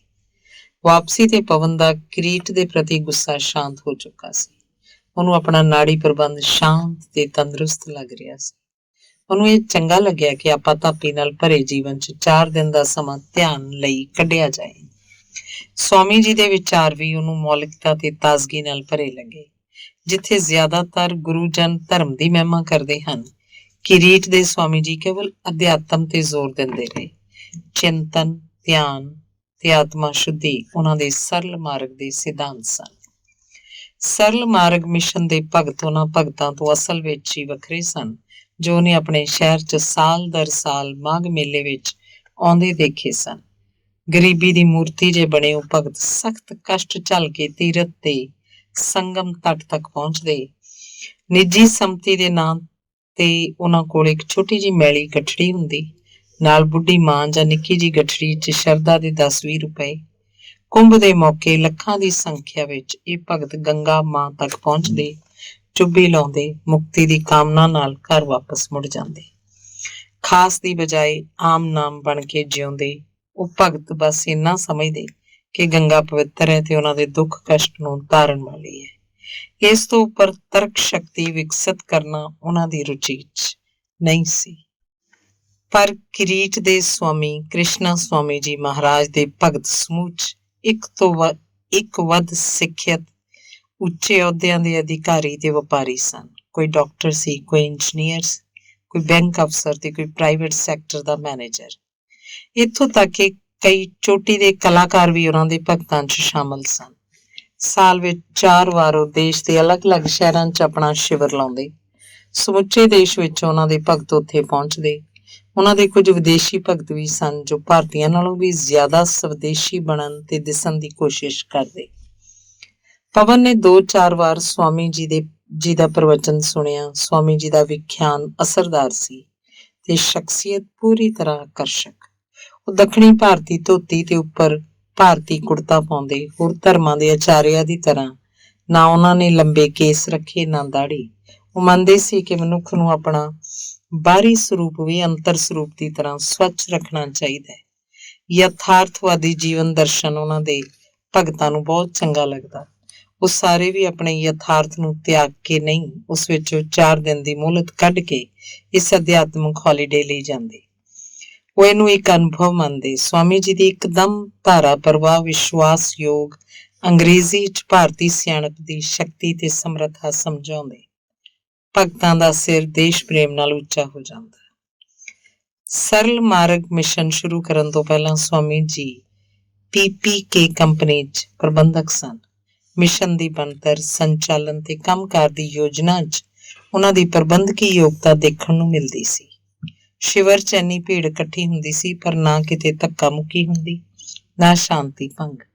ਅਣਜਾਣੇ 'ਚ ਹੀ ਪਵਨ ਉਹਨਾਂ ਤੋਂ ਪ੍ਰਭਾਵਿਤ ਹੁੰਦਾ ਜਾ ਰਿਹਾ ਸੀ, ਪਰ ਕਿਸੇ ਵੀ ਪ੍ਰਭਾਵ ਦੀ ਬੇਹੱਦਤਾ ਉਸ ਉੱਪਰ ਠਹਿਰ ਨਹੀਂ ਸੀ ਸਕਦੀ, ਕਿਉਂਕਿ ਕੰਮ ਦੇ ਸਿਲਸਿਲੇ 'ਚ ਉਹਨੂੰ ਰਾਜਕੋਟ ਦੇ ਆਸੇ-ਪਾਸੇ ਦੇ ਖੇਤਰ ਦੇ ਇਲਾਵਾ ਬਾਰ-ਬਾਰ ਅਹਿਮਦਾਬਾਦ ਵੀ ਜਾਣਾ ਪੈਂਦਾ। ਅਹਿਮਦਾਬਾਦ 'ਚ ਦੋਸਤਾਂ ਨਾਲ ਮਿਲਣਾ ਵੀ ਚੰਗਾ ਲੱਗਦਾ। ਅਭਿਸ਼ੇਕ ਕੋਲ ਜਾ ਕੇ ਅੰਕੁਰ ਦੀਆਂ ਨਵੀਆਂ ਸ਼ਰਾਰਤਾਂ ਦੇਖਣ 'ਚ ਵੀ ਸੁੱਖ ਮਿਲਦਾ। ਅਭਿਸ਼ੇਕ ਜਿਸ ਵਿਗਿਆਪਨ ਕੰਪਨੀ 'ਚ ਕੰਮ ਕਰਦਾ ਸੀ, ਉਹਦਾ ਅੱਜ-ਕੱਲ੍ਹ ਇੱਕ ਹੋਰ ਕੰਪਨੀ ਨਾਲ ਟੁੱਥਪੇਸਟ ਯੁੱਧ ਛਿੜਿਆ ਹੋਇਆ ਸੀ। ਦੋਹਾਂ ਦੇ ਵਿਗਿਆਪਨ ਇੱਕ ਤੋਂ ਬਾਅਦ ਇੱਕ ਟੀਵੀ ਤੇ ਚੈਨਲਾਂ ਤੇ ਦਿਖਾਏ ਜਾਂਦੇ। ਇੱਕ ਵਿੱਚ ਡੈਂਟਿਸਟ ਦਾ ਬਿਆਨ ਪ੍ਰਮਾਣ ਦੀ ਤਰ੍ਹਾਂ ਦਿਖਾਇਆ ਜਾਂਦਾ, ਦੂਜੇ ਵਿੱਚ ਉਸੇ ਬਿਆਨ ਦਾ ਖੰਡਨ। ਦੋਵੇਂ ਟੁੱਥਪੇਸਟ ਬਹੁ ਰਾਸ਼ਟਰੀ ਕੰਪਨੀਆਂ ਦੇ ਸਨ। ਇਹਨਾਂ ਕੰਪਨੀਆਂ ਦਾ ਜਿੰਨਾ ਧਨ ਟੁੱਥਪੇਸਟ ਦੇ ਨਿਰਮਾਣ 'ਚ ਲੱਗ ਰਿਹਾ ਸੀ, ਲਗਭਗ ਓਨਾ ਹੀ ਉਹਦੀ ਮਸ਼ਹੂਰੀ ਪ੍ਰਚਾਰ ਵਿੱਚ। ਟੁੱਥਪੇਸਟ ਤਕਰੀਬਨ ਇੱਕੋ ਜਿਹੇ ਸਨ। ਦੋਹਾਂ ਦੀ ਰੰਗਤ ਵੀ ਇੱਕੋ ਜਿਹੀ ਸੀ, ਪਰ ਕੰਪਨੀਆਂ ਵੱਖੋ-ਵੱਖ ਹੋਣ ਕਰਕੇ ਉਹਨਾਂ ਦਾ ਵੱਖਰਾਪਨ ਤੇ ਉੱਚਤਾ ਸਿੱਧ ਕਰਨ ਦੀ ਆਪਸੀ ਦੌੜ ਲੱਗੀ ਸੀ। ਇਸੇ ਲਈ ਅਭਿਸ਼ੇਕ ਦੀ ਕੰਪਨੀ ਕ੍ਰਿਸੈਂਟ ਕਾਰਪੋਰੇਸ਼ਨ ਨੂੰ ਪ੍ਰਚਾਰ ਕਰਨ ਦਾ ਹੀ 90 ਲੱਖ ਦਾ ਠੇਕਾ ਮਿਲਿਆ ਸੀ। ਅਭਿਸ਼ੇਕ ਨੇ ਵਿਜ਼ੂਅਲਾਈਜ਼ਰ ਨਾਲ ਆਈਡੀਆ ਸਮਝਿਆ, ਸਕ੍ਰਿਪਟ ਲਿਖੀ ਗਈ। ਹੁਣ ਐਡ ਫਿਲਮ ਬਣਨੀ ਸੀ। ਉਹਨਾਂ ਨੂੰ ਐਸੀ ਮਾਡਲ ਦੀ ਤਲਾਸ਼ ਸੀ ਜਿਹਦੀ ਸ਼ਖਸੀਅਤ ਵਿੱਚ ਦੰਦ ਪ੍ਰਧਾਨ ਹੋਣ, ਨਾਲ ਹੀ ਉਹ ਖੂਬਸੂਰਤ ਹੋਵੇ। ਇਹਦੇ ਇਲਾਵਾ 1-2 ਪੰਕਤੀਆਂ ਦੇ ਡਾਇਲਾਗ ਬੋਲਣ ਦਾ ਉਹਨੂੰ ਤਜਰਬਾ ਵੀ ਹੋਵੇ। ਉਹਨਾਂ ਕੋਲ ਮਾਡਲਾਂ ਦੀ ਇੱਕ ਪੱਕੀ ਸੂਚੀ ਵੀ ਸੀ, ਪਰ ਇਸ ਵੇਲੇ ਉਹ ਕੰਮ ਨਹੀਂ ਸੀ ਆ ਰਹੀ। ਮੁਸ਼ਕਿਲ ਇਹ ਸੀ ਕਿ ਕਿਸੇ ਵੀ ਪ੍ਰੋਡਕਟ ਦਾ ਪ੍ਰਚਾਰ ਕਰਨ 'ਚ ਇੱਕ ਮਾਡਲ ਦਾ ਚਿਹਰਾ ਦਿਨ 'ਚ ਇੰਨੀ ਵਾਰ ਮੀਡੀਆ ਤੰਤਰ ਤੇ ਦਿਖਾਇਆ ਜਾਂਦਾ ਸੀ ਕਿ ਉਸੇ ਪ੍ਰੋਡਕਟ ਦੀ ਐਡ ਨਾਲ ਹੀ ਚਿਪਕ ਕੇ ਰਹਿ ਜਾਂਦਾ। ਅਗਲੇ ਕਿਸੇ ਪ੍ਰੋਡਕਟ ਦੀ ਐਡ ਵਿੱਚ ਉਸ ਮਾਡਲ ਨੂੰ ਲੈਣ ਤੇ ਐਡ ਹੀ ਫਲॉप ਹੋ ਜਾਂਦੀ। ਨਵੇਂ ਚਿਹਰਿਆਂ ਦੀ ਵੀ ਕਮੀ ਨਹੀਂ ਸੀ। ਹਰ ਰੋਜ਼ ਹੀ ਇਸ ਖੇਤਰ 'ਚ ਨਵੀਆਂ ਲੜਕੀਆਂ ਜੋਖਮ ਝੱਲਣ ਨੂੰ ਤਿਆਰ ਸੀ, ਪਰ ਉਹਨਾਂ ਨੂੰ ਮਾਡਲ ਬਣਾਉਣ ਦਾ ਵੀ ਇੱਕ ਵੱਖਰਾ ਤੰਤਰ ਸੀ। ਜੇ ਸਭ ਕੁਝ ਤੈਅ ਹੋਣ ਤੋਂ ਬਾਅਦ ਕੈਮਰਾਮੈਨ ਉਹਨੂੰ ਨਾ ਪਸੰਦ ਕਰਦਾ ਏ, ਫਿਰ ਵੀ ਉਹਨੂੰ ਲੈਣਾ ਮੁਸ਼ਕਿਲ ਹੁੰਦਾ ਸੀ। ਅੱਜਕੱਲ ਅਭਿਸ਼ੇਕ ਦੇ ਜਿੰਮੇ ਮਾਡਲ ਦੀ ਚੋਣ ਕਰਨ ਦਾ ਕੰਮ ਸੀ। ਉਹ ਇੱਕ ਬਿਊਟੀ ਪਾਰਲਰ ਦੀ ਮਾਲਕਣ ਤੇ ਦਬਾਅ ਪਾ ਰਿਹਾ ਸੀ ਕਿ ਉਹ ਆਪਣੀ ਬੇਟੀ ਤਾਨੀਆ ਨੂੰ ਮਾਡਲਿੰਗ ਕਰਨ ਦੇਵੇ। ਇਸ ਸਿਲਸਿਲੇ 'ਚ ਕਈ ਵਾਰ ਰੋਜ਼ਿਸ ਪਾਰਲਰ ਵਿੱਚ ਗਿਆ। ਇਸੇ ਨੂੰ ਲੈ ਕੇ ਪਤੀ ਪਤਨੀ 'ਚ ਗਰਮਾ ਗਰਮੀ ਹੋ ਗਈ। ਰਾਜੁਲ ਦਾ ਮੰਨਣਾ ਸੀ ਕਿ ਰੋਜ਼ਿਸ ਚੰਗੀ ਥਾਂ ਨਹੀਂ ਹੈ। ਉੱਥੇ ਸੁੰਦਰਤਾ ਇਲਾਜ ਦੀ ਆੜ ਵਿੱਚ ਗਲਤ ਧੰਦੇ ਹੁੰਦੇ ਹਨ। ਉਹਦਾ ਕਹਿਣਾ ਸੀ ਕਿ ਵਿਗਿਆਪਨ ਫਿਲਮ ਬਣਾਉਣ ਦਾ ਕੰਮ ਉਹਨਾਂ ਦੀ ਕੰਪਨੀ ਦੀ ਮੁੰਬਈ ਇਕਾਈ ਕਰੇ।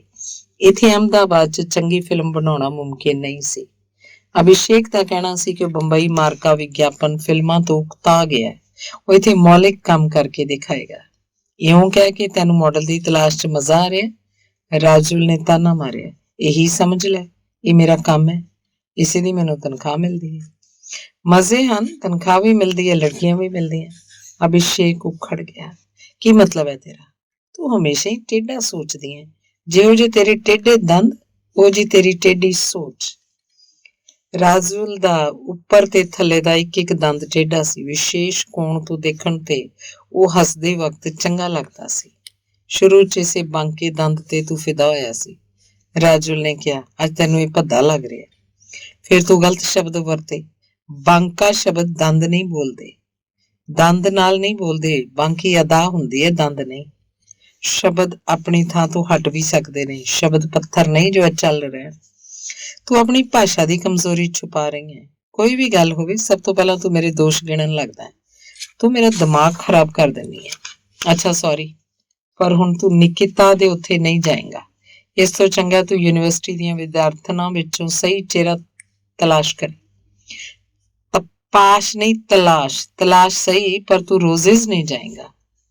ਜਦੋਂ ਤੋਂ ਰਾਜੁਲ ਨੇ ਨੌਕਰੀ ਛੱਡੀ, ਉਹਦੇ ਅੰਦਰ ਅਸੁਰੱਖਿਆ ਦੀ ਭਾਵਨਾ ਪੈਦਾ ਹੋ ਗਈ ਸੀ। 4.5 ਸਾਲ ਦੀ ਨੌਕਰੀ ਦੇ ਬਾਅਦ ਉਹ ਸਿਰਫ ਇਸ ਲਈ ਹਟਾ ਦਿੱਤੀ ਗਈ ਕਿ ਉਹਦੀ ਐਡ ਏਜੰਸੀ ਮੰਨਦੀ ਸੀ ਕਿ ਘਰ ਤੇ ਦਫ਼ਤਰ ਦੋਵੇਂ ਮੋਰਚੇ ਸੰਭਾਲਣੇ ਉਹਦੇ ਵੱਸ ਦੀ ਗੱਲ ਨਹੀਂ। ਖਾਸ ਤੌਰ ਤੇ ਜਦੋਂ ਉਹ ਗਰਭਵਤੀ ਸੀ।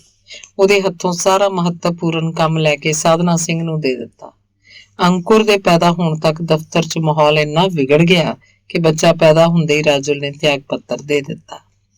ਪਰ ਉਦੋਂ ਤੋਂ ਪਤੀ ਪ੍ਰਤੀ ਬੜੀ ਸਾਵਧਾਨ ਤੇ ਸ਼ੱਕੀ ਹੋ ਗਈ ਸੀ। ਉਹਨੂੰ ਲੱਗਦਾ ਸੀ ਅਭਿਸ਼ੇਕ ਓਨਾ ਰੁੱਝਿਆ ਨਹੀਂ ਜਿੰਨਾ ਉਹ ਨਾਟਕ ਕਰ ਰਿਹਾ। ਫਿਰ ਐਡ ਕੰਪਨੀ ਦੀ ਦੁਨੀਆ ਪਰਿਵਰਤਨ ਤੇ ਆਕਰਸ਼ਣ ਨਾਲ ਭਰਪੂਰ ਸੀ।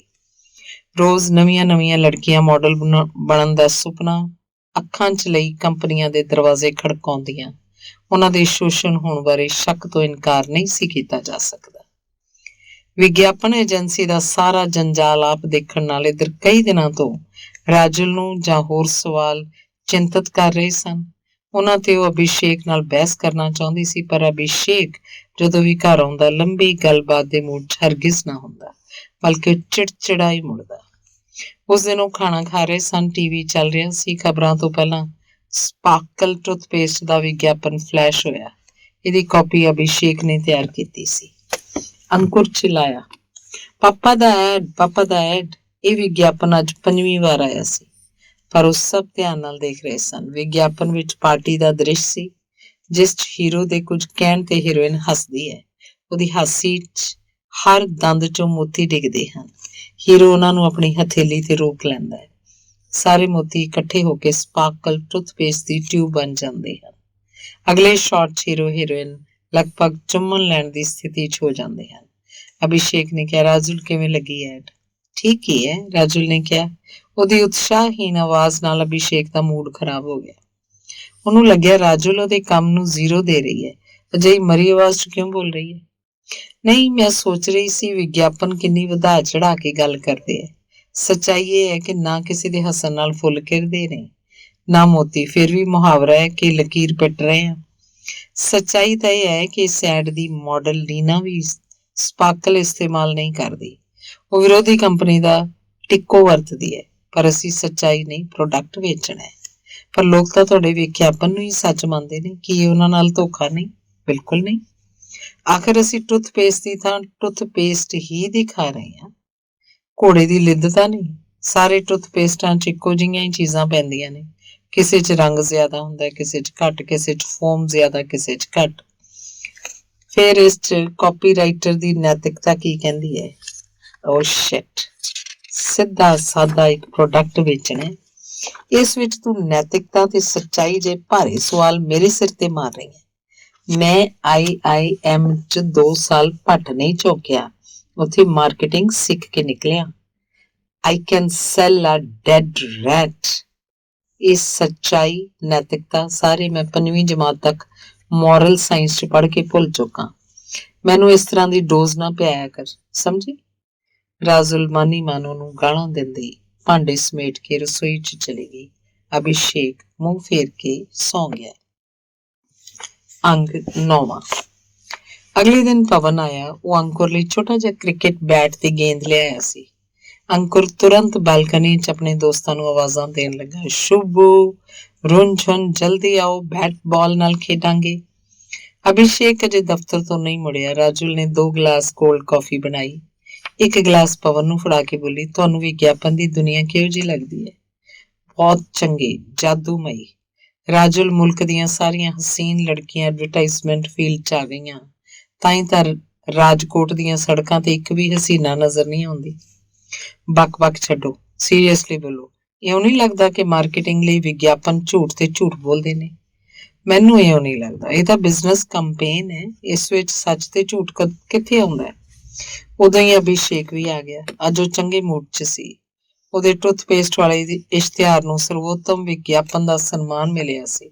ਉਹਨੇ ਕਿਹਾ, ਰਾਜੁਲ, ਕੱਲ ਤੂੰ ਮੈਨੂੰ ਕੰਡੈਮ ਕਰ ਰਹੀ ਸੀ, ਅੱਜ ਮੈਨੂੰ ਇਸੇ ਕਾਪੀ ਤੇ ਅਵਾਰਡ ਮਿਲਿਆ। ਕੰਗ੍ਰੈਚੁਲੇਸ਼ਨਸ, ਪਵਨ ਤੇ ਰਾਜੁਲ ਨੇ ਕਿਹਾ। ਕੱਲ ਤਾਂ ਤੂੰ ਲਾਹਨਤਾਂ ਪਾ ਰਹੀ ਸੀ, ਮੇਰੀ ਪੜਦਾਦੀ ਵਾਂਗ ਬੋਲ ਰਹੀ ਸੀ। ਜਦੋਂ ਐਥਿਕਸ ਦੀ ਯਾਨੀ ਨੈਤਿਕਤਾ ਦੀ ਗੱਲ ਆਏਗੀ, ਮੈਂ ਉਦੋਂ ਕਹੂੰਗੀ ਵਿਗਿਆਪਨ ਝੂਠ ਬੋਲਦੇ ਨੇ। ਪਰ ਅਜੇ ਅਜਿਹਾ ਨਹੀਂ ਕਿ ਸਿਰਫ ਤੁਸੀਂ ਇਉਂ ਕਰਦੇ ਹੋ, ਸਾਰੇ ਇਉਂ ਕਰਦੇ ਨੇ। ਜਨਤਾ ਨੂੰ ਬੇਵਕੂਫ ਬਣਾਉਂਦੇ ਆ। ਜਨਤਾ ਨੂੰ ਸਿੱਖਿਆ ਤੇ ਸੂਚਨਾ ਵੀ ਤਾਂ ਦਿੰਦੇ ਐ, ਪਵਨ ਨੇ ਕਿਹਾ, ਪਰ ਨਾਲ ਹੀ ਨਾਲ ਜਨਤਾ ਦੀਆਂ ਉਮੀਦਾਂ ਨੂੰ ਵਧਾ ਕੇ ਉਹਨਾਂ ਦਾ ਪੈਸਾ ਵੀ ਨਸ਼ਟ ਕਰਦੇ ਆ। ਹਾ, ਅੱਜ ਤੱਕ ਮੈਨੂੰ ਕੋਈ ਅਜਿਹਾ ਵਿਗਿਆਪਨ ਨਹੀਂ ਦਿਸਿਆ ਜੋ ਕਹਿੰਦਾ ਹੋਵੇ ਇਹ ਚੀਜ਼ ਨਾ ਖਰੀਦੋ। ਅਭਿਸ਼ੇਕ ਨੇ ਕਿਹਾ, ਵਿਗਿਆਪਨ ਦੀ ਦੁਨੀਆ ਖਰਚ ਤੇ ਵਿਕਰੀ ਦੀ ਦੁਨੀਆ। ਅਸੀਂ ਸੁਪਨਿਆਂ ਦੇ ਸੌਦਾਗਰ ਹਾਂ। ਜਿਹਨੂੰ ਚਾਹੀਦੇ ਨੇ ਬਾਜ਼ਾਰ ਜਾਵੇ, ਸੁਪਨੇ ਤੇ ਉਮੀਦਾਂ ਨਾਲ ਭਰੀ ਟਿਊਬ ਖਰੀਦ ਲਿਆਏ। ਇਹ ਵਿਗਿਆਪਨ ਦਾ ਹੀ ਕਮਾਲ ਹੈ ਕਿ ਸਾਡੇ 3 ਮੈਂਬਰਾਂ ਵਾਲੇ ਪਰਿਵਾਰ 'ਚ 3 ਤਰ੍ਹਾਂ ਦੇ ਟੁੱਥਪੇਸਟ ਆਉਂਦੇ ਨੇ। ਅੰਕੁਰ ਨੂੰ ਧਾਰੀਆਂ ਵਾਲਾ ਪੇਸਟ ਪਸੰਦ ਹੈ, ਤੈਨੂੰ ਉਹ ਗੁਲਾਬੀ ਵਾਲਾ, ਤੇ ਮੈਨੂੰ ਸਾਹ ਦੀ ਬਦਬੂ ਦੂਰ ਕਰਨ ਵਾਲਾ। ਟੁੱਥਪੇਸਟ ਤਾਂ ਫਿਰ ਵੀ ਗਨੀਮਤ ਹੈ। ਤੈਨੂੰ ਪਤਾ ਹੈ, ਡਿਟਰਜੈਂਟ ਦੀ ਇਸ਼ਤਿਹਾਰਬਾਜ਼ੀ 'ਚ ਹੋਰ ਵੀ ਹਨੇਰਾ ਹੈ। ਅਸੀਂ ਲੋਕ ਸੋਨਾ ਡਿਟਰਜੈਂਟ ਦੀ ਐਡ ਫਿਲਮ ਜਦੋਂ ਸ਼ੂਟ ਕਰ ਰਹੇ ਸੀ ਤਾਂ ਸੀਵਰਸ ਦੇ ਕਲੀਨ ਡਿਟਰਜੈਂਟ ਨਾਲ ਅਸੀਂ ਬਾਲਟੀ 'ਚ ਝੱਗ ਬਣਵਾਈ ਸੀ। ਕਲੀਨ 'ਚ ਸੋਨਾ ਤੋਂ ਜ਼ਿਆਦਾ ਝੱਗ ਪੈਦਾ ਕਰਨ ਦੀ ਤਾਕਤ ਹੈ। ਪਵਨ ਨੇ ਕਿਹਾ, ਦਰਅਸਲ ਬਾਜ਼ਾਰ ਦੇ ਅਰਥ ਸ਼ਾਸਤਰ ਵਿੱਚ ਨੈਤਿਕਤਾ ਜਿਹੇ ਸ਼ਬਦ ਲਿਆ ਕੇ ਰਾਜੁਲ, ਤੁਸੀਂ ਸਿਰਫ ਕਨਫਿਊਜ਼ਨ ਫੈਲਾ ਰਹੇ ਹੋ। ਮੈਂ ਹੁਣ ਤੱਕ 500 ਕਿਤਾਬਾਂ ਮੈਨੇਜਮੈਂਟ ਤੇ ਮਾਰਕੀਟਿੰਗ ਦੀਆਂ ਪੜ੍ਹੀਆਂ ਹੋਣਗੀਆਂ, ਉਹਨਾਂ 'ਚ ਨੈਤਿਕਤਾ ਦੇ ਕੋਈ ਚੈਪਟਰ ਨਹੀਂ। ਅੰਗ 10ਵਾਂ। ਸਟੈਲਾ ਡਿਮੈਲੋ ਇੰਟਰਪ੍ਰਾਈਜ਼ ਕਾਰਪੋਰੇਸ਼ਨ ਵਿੱਚ ਬਰਾਬਰ ਦੀ ਹਿੱਸੇਦਾਰ ਸੀ ਤੇ ਉਹਦੀ ਕੰਪਨੀ ਗੁਰਜਰ ਗੈਸ ਕੰਪਨੀ ਨੂੰ ਕੰਪਿਊਟਰ ਸਪਲਾਈ ਕਰਦੀ ਸੀ। ਪਹਿਲਾਂ ਤਾਂ ਪਵਨ ਲਈ ਕਾਰੋਬਾਰੀ ਚਿੱਠੀਆਂ ਤੇ ਮਹਿਜ਼ ਇੱਕ ਦਸਤਖਤ ਸੀ, ਪਰ ਜਦੋਂ ਕੰਪਿਊਟਰ ਦੀਆਂ 1-2 ਸਮੱਸਿਆਵਾਂ ਸਮਝਣ ਲਈ ਪਵਨ ਸ਼ਿਲਪਾ ਨਾਲ ਉਹਦੇ ਦਫ਼ਤਰ ਗਿਆ ਤਾਂ ਇਸ ਦੁਬਲੀ ਪਤਲੀ ਹਸਮੁਖ ਲੜਕੀ ਨਾਲ ਉਹਦੀ ਚੰਗੀ ਜਾਣ ਪਛਾਣ ਹੋ ਗਈ। ਸਟੈਲਾ ਦੀ ਉਮਰ ਮੁਸ਼ਕਿਲ ਨਾਲ 24 ਸਾਲ ਸੀ, ਪਰ ਉਹਨੇ ਆਪਣੇ ਮਾਤਾ ਪਿਤਾ ਨਾਲ ਅੱਧੀ ਦੁਨੀਆ ਘੁੰਮੀ ਸੀ। ਉਹਦੀ ਮਾਂ ਸਿੰਧੀ ਤੇ ਪਿਤਾ ਈਸਾਈ ਸੀ। ਮਾਂ ਤੋਂ ਉਹਨੂੰ ਗੋਰਾ ਰੰਗ ਮਿਲਿਆ ਤੇ ਪਿਤਾ ਤੋਂ ਤਰਾਸ਼ੇ ਤਿੱਖੇ ਨੈਣ ਨਕਸ਼। ਜੀਨਸ ਤੇ ਟੌਪ 'ਚੋਂ ਲੜਕਾ ਜ਼ਿਆਦਾ, ਲੜਕੀ ਘੱਟ ਨਜ਼ਰ ਆਉਂਦੀ ਸੀ। ਉਹਦੇ ਦਫ਼ਤਰ 'ਚ ਹਰ ਸਮੇਂ ਗਹਿਮਾ ਗਹਿਮੀ ਰਹਿੰਦੀ। ਫੋਨ ਵੱਜਦਾ ਰਹਿੰਦਾ, ਫੈਕਸ ਆਉਂਦੇ ਰਹਿੰਦੇ। ਜਦੋਂ ਕਿਸੇ ਫੈਕਟਰੀ ਤੋਂ 20 ਕੰਪਿਊਟਰਸ ਦਾ ਆਰਡਰ ਮਿਲ ਜਾਂਦਾ, ਕਦੇ ਕਿਤੋਂ ਕਾਨਫਰੰਸ ਲਈ ਬੁਲਾਵਾ ਆ ਜਾਂਦਾ, ਉਹਨੇ ਕਈ ਤਕਨੀਸ਼ੀਅਨ ਰੱਖੇ ਹੋਏ ਸੀ। ਆਪਣੇ ਕਾਰੋਬਾਰ ਦੇ ਹਰ ਪਹਿਲੂ ਤੇ ਉਹਦੀ ਤੇਜ਼ ਨਜ਼ਰ ਰਹਿੰਦੀ ਸੀ। ਇਸ ਵਾਰ ਪਵਨ ਆਪਣੇ ਘਰ ਗਿਆ। ਉਹਨੇ ਦੇਖਿਆ ਕਿ ਉਹ ਆਪਣੇ ਨਵੇਂ ਸ਼ਹਿਰ ਤੇ ਕੰਮ ਦੇ ਬਾਰੇ 'ਚ ਘਰ ਵਾਲਿਆਂ ਨੂੰ ਦੱਸਦਿਆਂ ਕਈ ਵਾਰ ਸਟੈਲਾ ਦਾ ਜ਼ਿਕਰ ਕਰ ਗਿਆ। ਸ਼ਗਨ BSc ਦੇ ਬਾਅਦ ਹਾਰਡਵੇਅਰ ਦਾ ਕੋਰਸ ਕਰ ਰਿਹਾ ਸੀ। ਪਵਨ ਨੇ ਕਿਹਾ, ਤੂੰ ਇਸ ਵਾਰ ਮੇਰੇ ਨਾਲ ਰਾਜਕੋਟ ਚੱਲ, ਤੈਨੂੰ ਮੈਂ ਅਜਿਹੇ ਕੰਪਿਊਟਰ ਵਰਲਡ 'ਚ ਦਾਖਲ ਕਰਾਵਾਂਗਾ ਕਿ ਤੇਰੀਆਂ ਅੱਖਾਂ ਖੁੱਲੀਆਂ ਦੀਆਂ ਖੁੱਲੀਆਂ ਰਹਿ ਜਾਣਗੀਆਂ। ਸ਼ਗਨ ਨੇ ਕਿਹਾ, ਜਾਊਂਗਾ ਤਾਂ ਹੈਦਰਾਬਾਦ ਜਾਊਂਗਾ, ਉਹ ਸਾਈਬਰ ਸਿਟੀ ਹੈ। ਇੱਕ ਵਾਰ ਤੂੰ ਐਂਟਰਪ੍ਰਾਈਜ਼ ਜੁਆਇਨ ਕਰੇਗਾ, ਦੇਖੇਗਾ ਕਿ ਉਹ ਸਾਈਬਰ ਸਿਟੀ ਤੋਂ ਵੀ ਘੱਟ ਨਹੀਂ। ਮਾਂ ਨੇ ਕਿਹਾ ਇਹਨੂੰ ਲੈ ਜਾਏਗਾ ਤਾਂ ਅਸੀਂ ਦੋਨੋਂ ਬਿਲਕੁਲ ਇਕੱਲੇ ਰਹਿ ਜਾਾਂਗੇ। ਵੈਸੇ ਵੀ ਇਹ ਸੀਨੀਅਰ ਸਿਟੀਜ਼ਨ ਕਲੋਨੀ ਬਣਦੀ ਜਾ ਰਹੀ ਹੈ। ਸਾਰਿਆਂ ਦੇ ਬੱਚੇ ਪੜ੍ਹ ਲਿਖ ਕੇ ਬਾਹਰ ਚਲੇ ਗਏ। ਹਰ ਘਰ 'ਚ ਸਮਝੋ ਇੱਕ ਬੁੱਢਾ, ਇੱਕ ਬੁੱਢੀ, ਇੱਕ ਕੁੱਤਾ ਤੇ ਇੱਕ ਕਾਰ, ਬਸ ਇਹੀ ਰਹਿ ਗਿਆ। ਇਲਾਹਾਬਾਦ 'ਚ ਕੁਝ ਵੀ ਬਦਲਦਾ ਨਹੀਂ ਮਾਂ। 2 ਸਾਲ ਪਹਿਲਾਂ ਜਿਹੋ ਜਿਹਾ ਸੀ ਅੱਜ ਵੀ ਉਹੋ ਜਿਹਾ ਹੀ ਹੈ। ਤੁਸੀਂ ਵੀ ਰਾਜਕੋਟ ਚਲੋ। ਤੇ ਤੇਰੇ ਪਾਪਾ? ਉਹ ਇਹ ਸ਼ਹਿਰ ਛੱਡ ਕੇ ਜਾਣ ਨੂੰ ਤਿਆਰ ਨਹੀਂ। ਪਾਪਾ ਨਾਲ ਗੱਲ ਕੀਤੀ ਕਿ ਉਹਨਾਂ ਨੇ ਸਾਫ਼ ਇਨਕਾਰ ਕਰ ਦਿੱਤਾ। ਸ਼ਹਿਰ ਛੱਡਣ ਦੀ ਵੀ ਇੱਕ ਉਮਰ ਹੁੰਦੀ ਹੈ ਬੇਟੇ। ਇਸ ਤੋਂ ਚੰਗਾ ਤੁਸੀਂ ਕਿਸੇ ਐਸੀ ਕੰਪਨੀ 'ਚ ਆ ਜਾਓ ਜੋ ਆਸੇ-ਪਾਸੇ ਕਿਤੇ ਹੋਵੇ। ਇੱਥੇ ਮੇਰੇ ਲਾਇਕ ਨੌਕਰੀ ਕਿੱਥੇ ਪਾਪਾ? ਜ਼ਿਆਦਾ ਤੋਂ ਜ਼ਿਆਦਾ ਨੈਣੀ ਵਿੱਚ ਨੂਰਾਮਿੰਚ ਦੀ ਮਾਰਕੀਟਿੰਗ ਕਰ ਲਾਂਗਾ। ਦਿੱਲੀ ਤੱਕ ਵੀ ਆ ਜਾਏ ਤਾਂ ਸੱਚ ਦਿੱਲੀ ਆਉਣਾ ਜਾਣਾ ਬਿਲਕੁਲ ਮੁਸ਼ਕਿਲ ਨਹੀਂ। ਰਾਤ ਨੂੰ ਪ੍ਰਾਗਰਾਜ ਐਕਸਪ੍ਰੈਸ ਤੋਂ ਜਾਓ, ਸਵੇਰੇ ਦਿੱਲੀ। ਘੱਟ ਤੋਂ ਘੱਟ ਹਰ ਮਹੀਨੇ ਤੈਨੂੰ ਦੇਖ ਤਾਂ ਲਵਾਂਗੇ। ਜਾਂ ਕਲਕੱਤੇ ਆ ਜਾ, ਉਹ ਤਾਂ ਮਹਾਨਗਰ ਹੈ। ਪਾਪਾ ਮੇਰੇ ਲਈ ਸ਼ਹਿਰ ਨਹੀਂ, ਕੈਰੀਅਰ ਮਹੱਤਵਪੂਰਨ ਹੈ। ਹੁਣ ਕਲਕੱਤੇ ਨੂੰ ਲੈ ਲਓ, ਕਹਿਣ ਨੂੰ ਮਹਾਨਗਰ ਹੈ ਪਰ ਮਾਰਕੀਟਿੰਗ ਦੀ ਦ੍ਰਿਸ਼ਟੀ ਤੋਂ ਇੱਕਦਮ ਸੁਸਤ ਹੈ। ਕਲਕੱਤੇ 'ਚ ਪ੍ਰੋਡਿਊਸਰ ਦੀ ਮਾਰਕੀਟ ਹੈ, ਕੰਜ਼ਿਊਮਰਸ ਦੀ ਨਹੀਂ। ਮੈਂ ਐਸੇ ਸ਼ਹਿਰ 'ਚ ਰਹਿਣਾ ਚਾਹੁੰਦਾ ਜਿੱਥੇ ਕਲਚਰ ਹੋਵੇ ਨਾ ਹੋਵੇ, ਕੰਜ਼ਿਊਮਰ ਕਲਚਰ ਜ਼ਰੂਰ ਹੋਵੇ। ਮੈਨੂੰ ਸੱਭਿਆਚਾਰ ਨਹੀਂ, ਉਪਭੋਗਤਾ ਸੱਭਿਆਚਾਰ ਚਾਹੀਦਾ ਹੈ। ਫਿਰ ਹੀ ਮੈਂ ਕਾਮਯਾਬ ਰਹੂੰਗਾ। ਮਾਤਾ ਪਿਤਾ ਨੂੰ ਪਵਨ ਦੀਆਂ ਗੱਲਾਂ ਨੇ ਹੈਰਾਨ ਕਰ ਦਿੱਤਾ। ਬੇਟਾ ਉਸ ਉਮੀਦ ਨੂੰ ਵੀ ਖਤਮ ਕਰੀ ਜਾਂਦਾ ਸੀ ਜਿਹਦੀ ਡੋਰ ਨਾਲ ਬੰਨੇ ਬਣਾਏ ਉਹਨੂੰ ਟਾਈਮਜ਼ ਆਫ ਇੰਡੀਆ ਅਖਬਾਰ 'ਚ ਆਈਆਂ ਦਿੱਲੀ ਵਿਖੇ ਨੌਕਰੀਆਂ ਦੀਆਂ ਖਾਲੀ ਥਾਵਾਂ ਦੀਆਂ ਕਾਤਰਾਂ ਡਾਕ ਰਾਹੀਂ ਭੇਜਿਆ ਕਰਦੇ ਸੀ। ਰਾਤ ਜਦੋਂ ਪਵਨ ਆਪਣੇ ਕਮਰੇ 'ਚ ਚਲਾ ਗਿਆ ਤਾਂ ਰਾਕੇਸ਼ ਪਾਂਡੇ ਨੇ ਪਤਨੀ ਨੂੰ ਕਿਹਾ, ਅੱਜ ਪਵਨ ਦੀਆਂ ਗੱਲਾਂ ਸੁਣ ਕੇ ਮੈਨੂੰ ਬੜਾ ਧੱਕਾ ਲੱਗਿਆ। ਇਹਨੇ ਤਾਂ ਘਰ ਦੇ ਸੰਸਕਾਰਾਂ ਨੂੰ ਇੱਕਦਮ ਹੀ ਤਿਆਗ ਦਿੱਤਾ। ਰੇਖਾ ਦਿਨ ਭਰ ਦੇ ਕੰਮ ਤੋਂ ਥੱਕੀ ਹੋਈ ਸੀ। ਪਹਿਲਾਂ ਤੁਹਾਨੂੰ ਡਰ ਸੀ ਕਿ ਬੱਚੇ ਕਿਤੇ ਤੁਹਾਡੇ ਜਿਹੇ ਆਦਰਸ਼ਵਾਦੀ ਨਾ ਬਣ ਜਾਣ, ਇਸ ਲਈ ਉਸ ਨੂੰ MBA ਕਰਾਈ। ਹੁਣ ਉਹ ਪਦਾਰਥਵਾਦੀ ਬਣ ਗਿਆ, ਤੁਹਾਨੂੰ ਤਕਲੀਫ ਹੋ ਰਹੀ ਹੈ। ਜਿੱਥੇ ਜਿਹੋ ਜਿਹੀ ਨੌਕਰੀ ਕਰ ਰਿਹਾ ਉੱਥੋਂ ਦੇ ਕਾਇਦੇ ਕਾਨੂੰਨ ਤਾਂ ਗ੍ਰਹਿਣ ਕਰੇਗਾ ਹੀ। ਯਾਨੀ ਤੈਨੂੰ ਉਹਦੇ ਐਟੀਟਿਊਡ ਤੋਂ ਕੋਈ ਸ਼ਿਕਾਇਤ ਨਹੀਂ। ਦੇਖੋ ਅਜੇ ਉਹਦੀ ਨਵੀਂ ਨੌਕਰੀ ਹੈ, ਉਸ 'ਚ ਉਹਨੇ ਪੈਰ ਜਮਾਉਣੇ ਨੇ। ਘਰ ਤੋਂ ਦੂਰ ਜਾਣ ਦਾ ਮਤਲਬ ਇਹ ਨਹੀਂ ਹੁੰਦਾ ਕਿ ਬੱਚਾ ਘਰ ਭੁੱਲ ਗਿਆ। ਕਿਵੇਂ ਮੇਰੀ ਗੋਦੀ 'ਚ ਸਿਰ ਰੱਖ ਕੇ ਦੁਪਹਿਰ ਨੂੰ ਪਿਆ ਸੀ। MBA ਕਰਕੇ ਇੱਥੇ ਹੀ ਫਿਰਦਾ ਰਹਿੰਦਾ, ਉਦੋਂ ਵੀ ਤਾਂ ਸਾਨੂੰ ਪਰੇਸ਼ਾਨੀ ਹੁੰਦੀ। ਰੇਖਾ ਦਾ ਚਚੇਰਾ ਭਾਈ ਵੀ ਨਾਗਪੁਰ 'ਚ ਮਾਰਕੀਟਿੰਗ ਮੈਨੇਜਰ ਸੀ। ਉਹਨੂੰ ਥੋੜਾ ਜਿਹਾ ਅੰਦਾਜ਼ਾ ਸੀ ਕਿ ਇਸ ਖੇਤਰ 'ਚ ਕਿੰਨੀ ਮੁਕਾਬਲੇਬਾਜ਼ੀ ਹੁੰਦੀ ਹੈ। ਉਹ ਇੱਕ ਖਸਤਾ ਸਕੂਲ 'ਚ ਅਧਿਆਪਕਾ ਸੀ।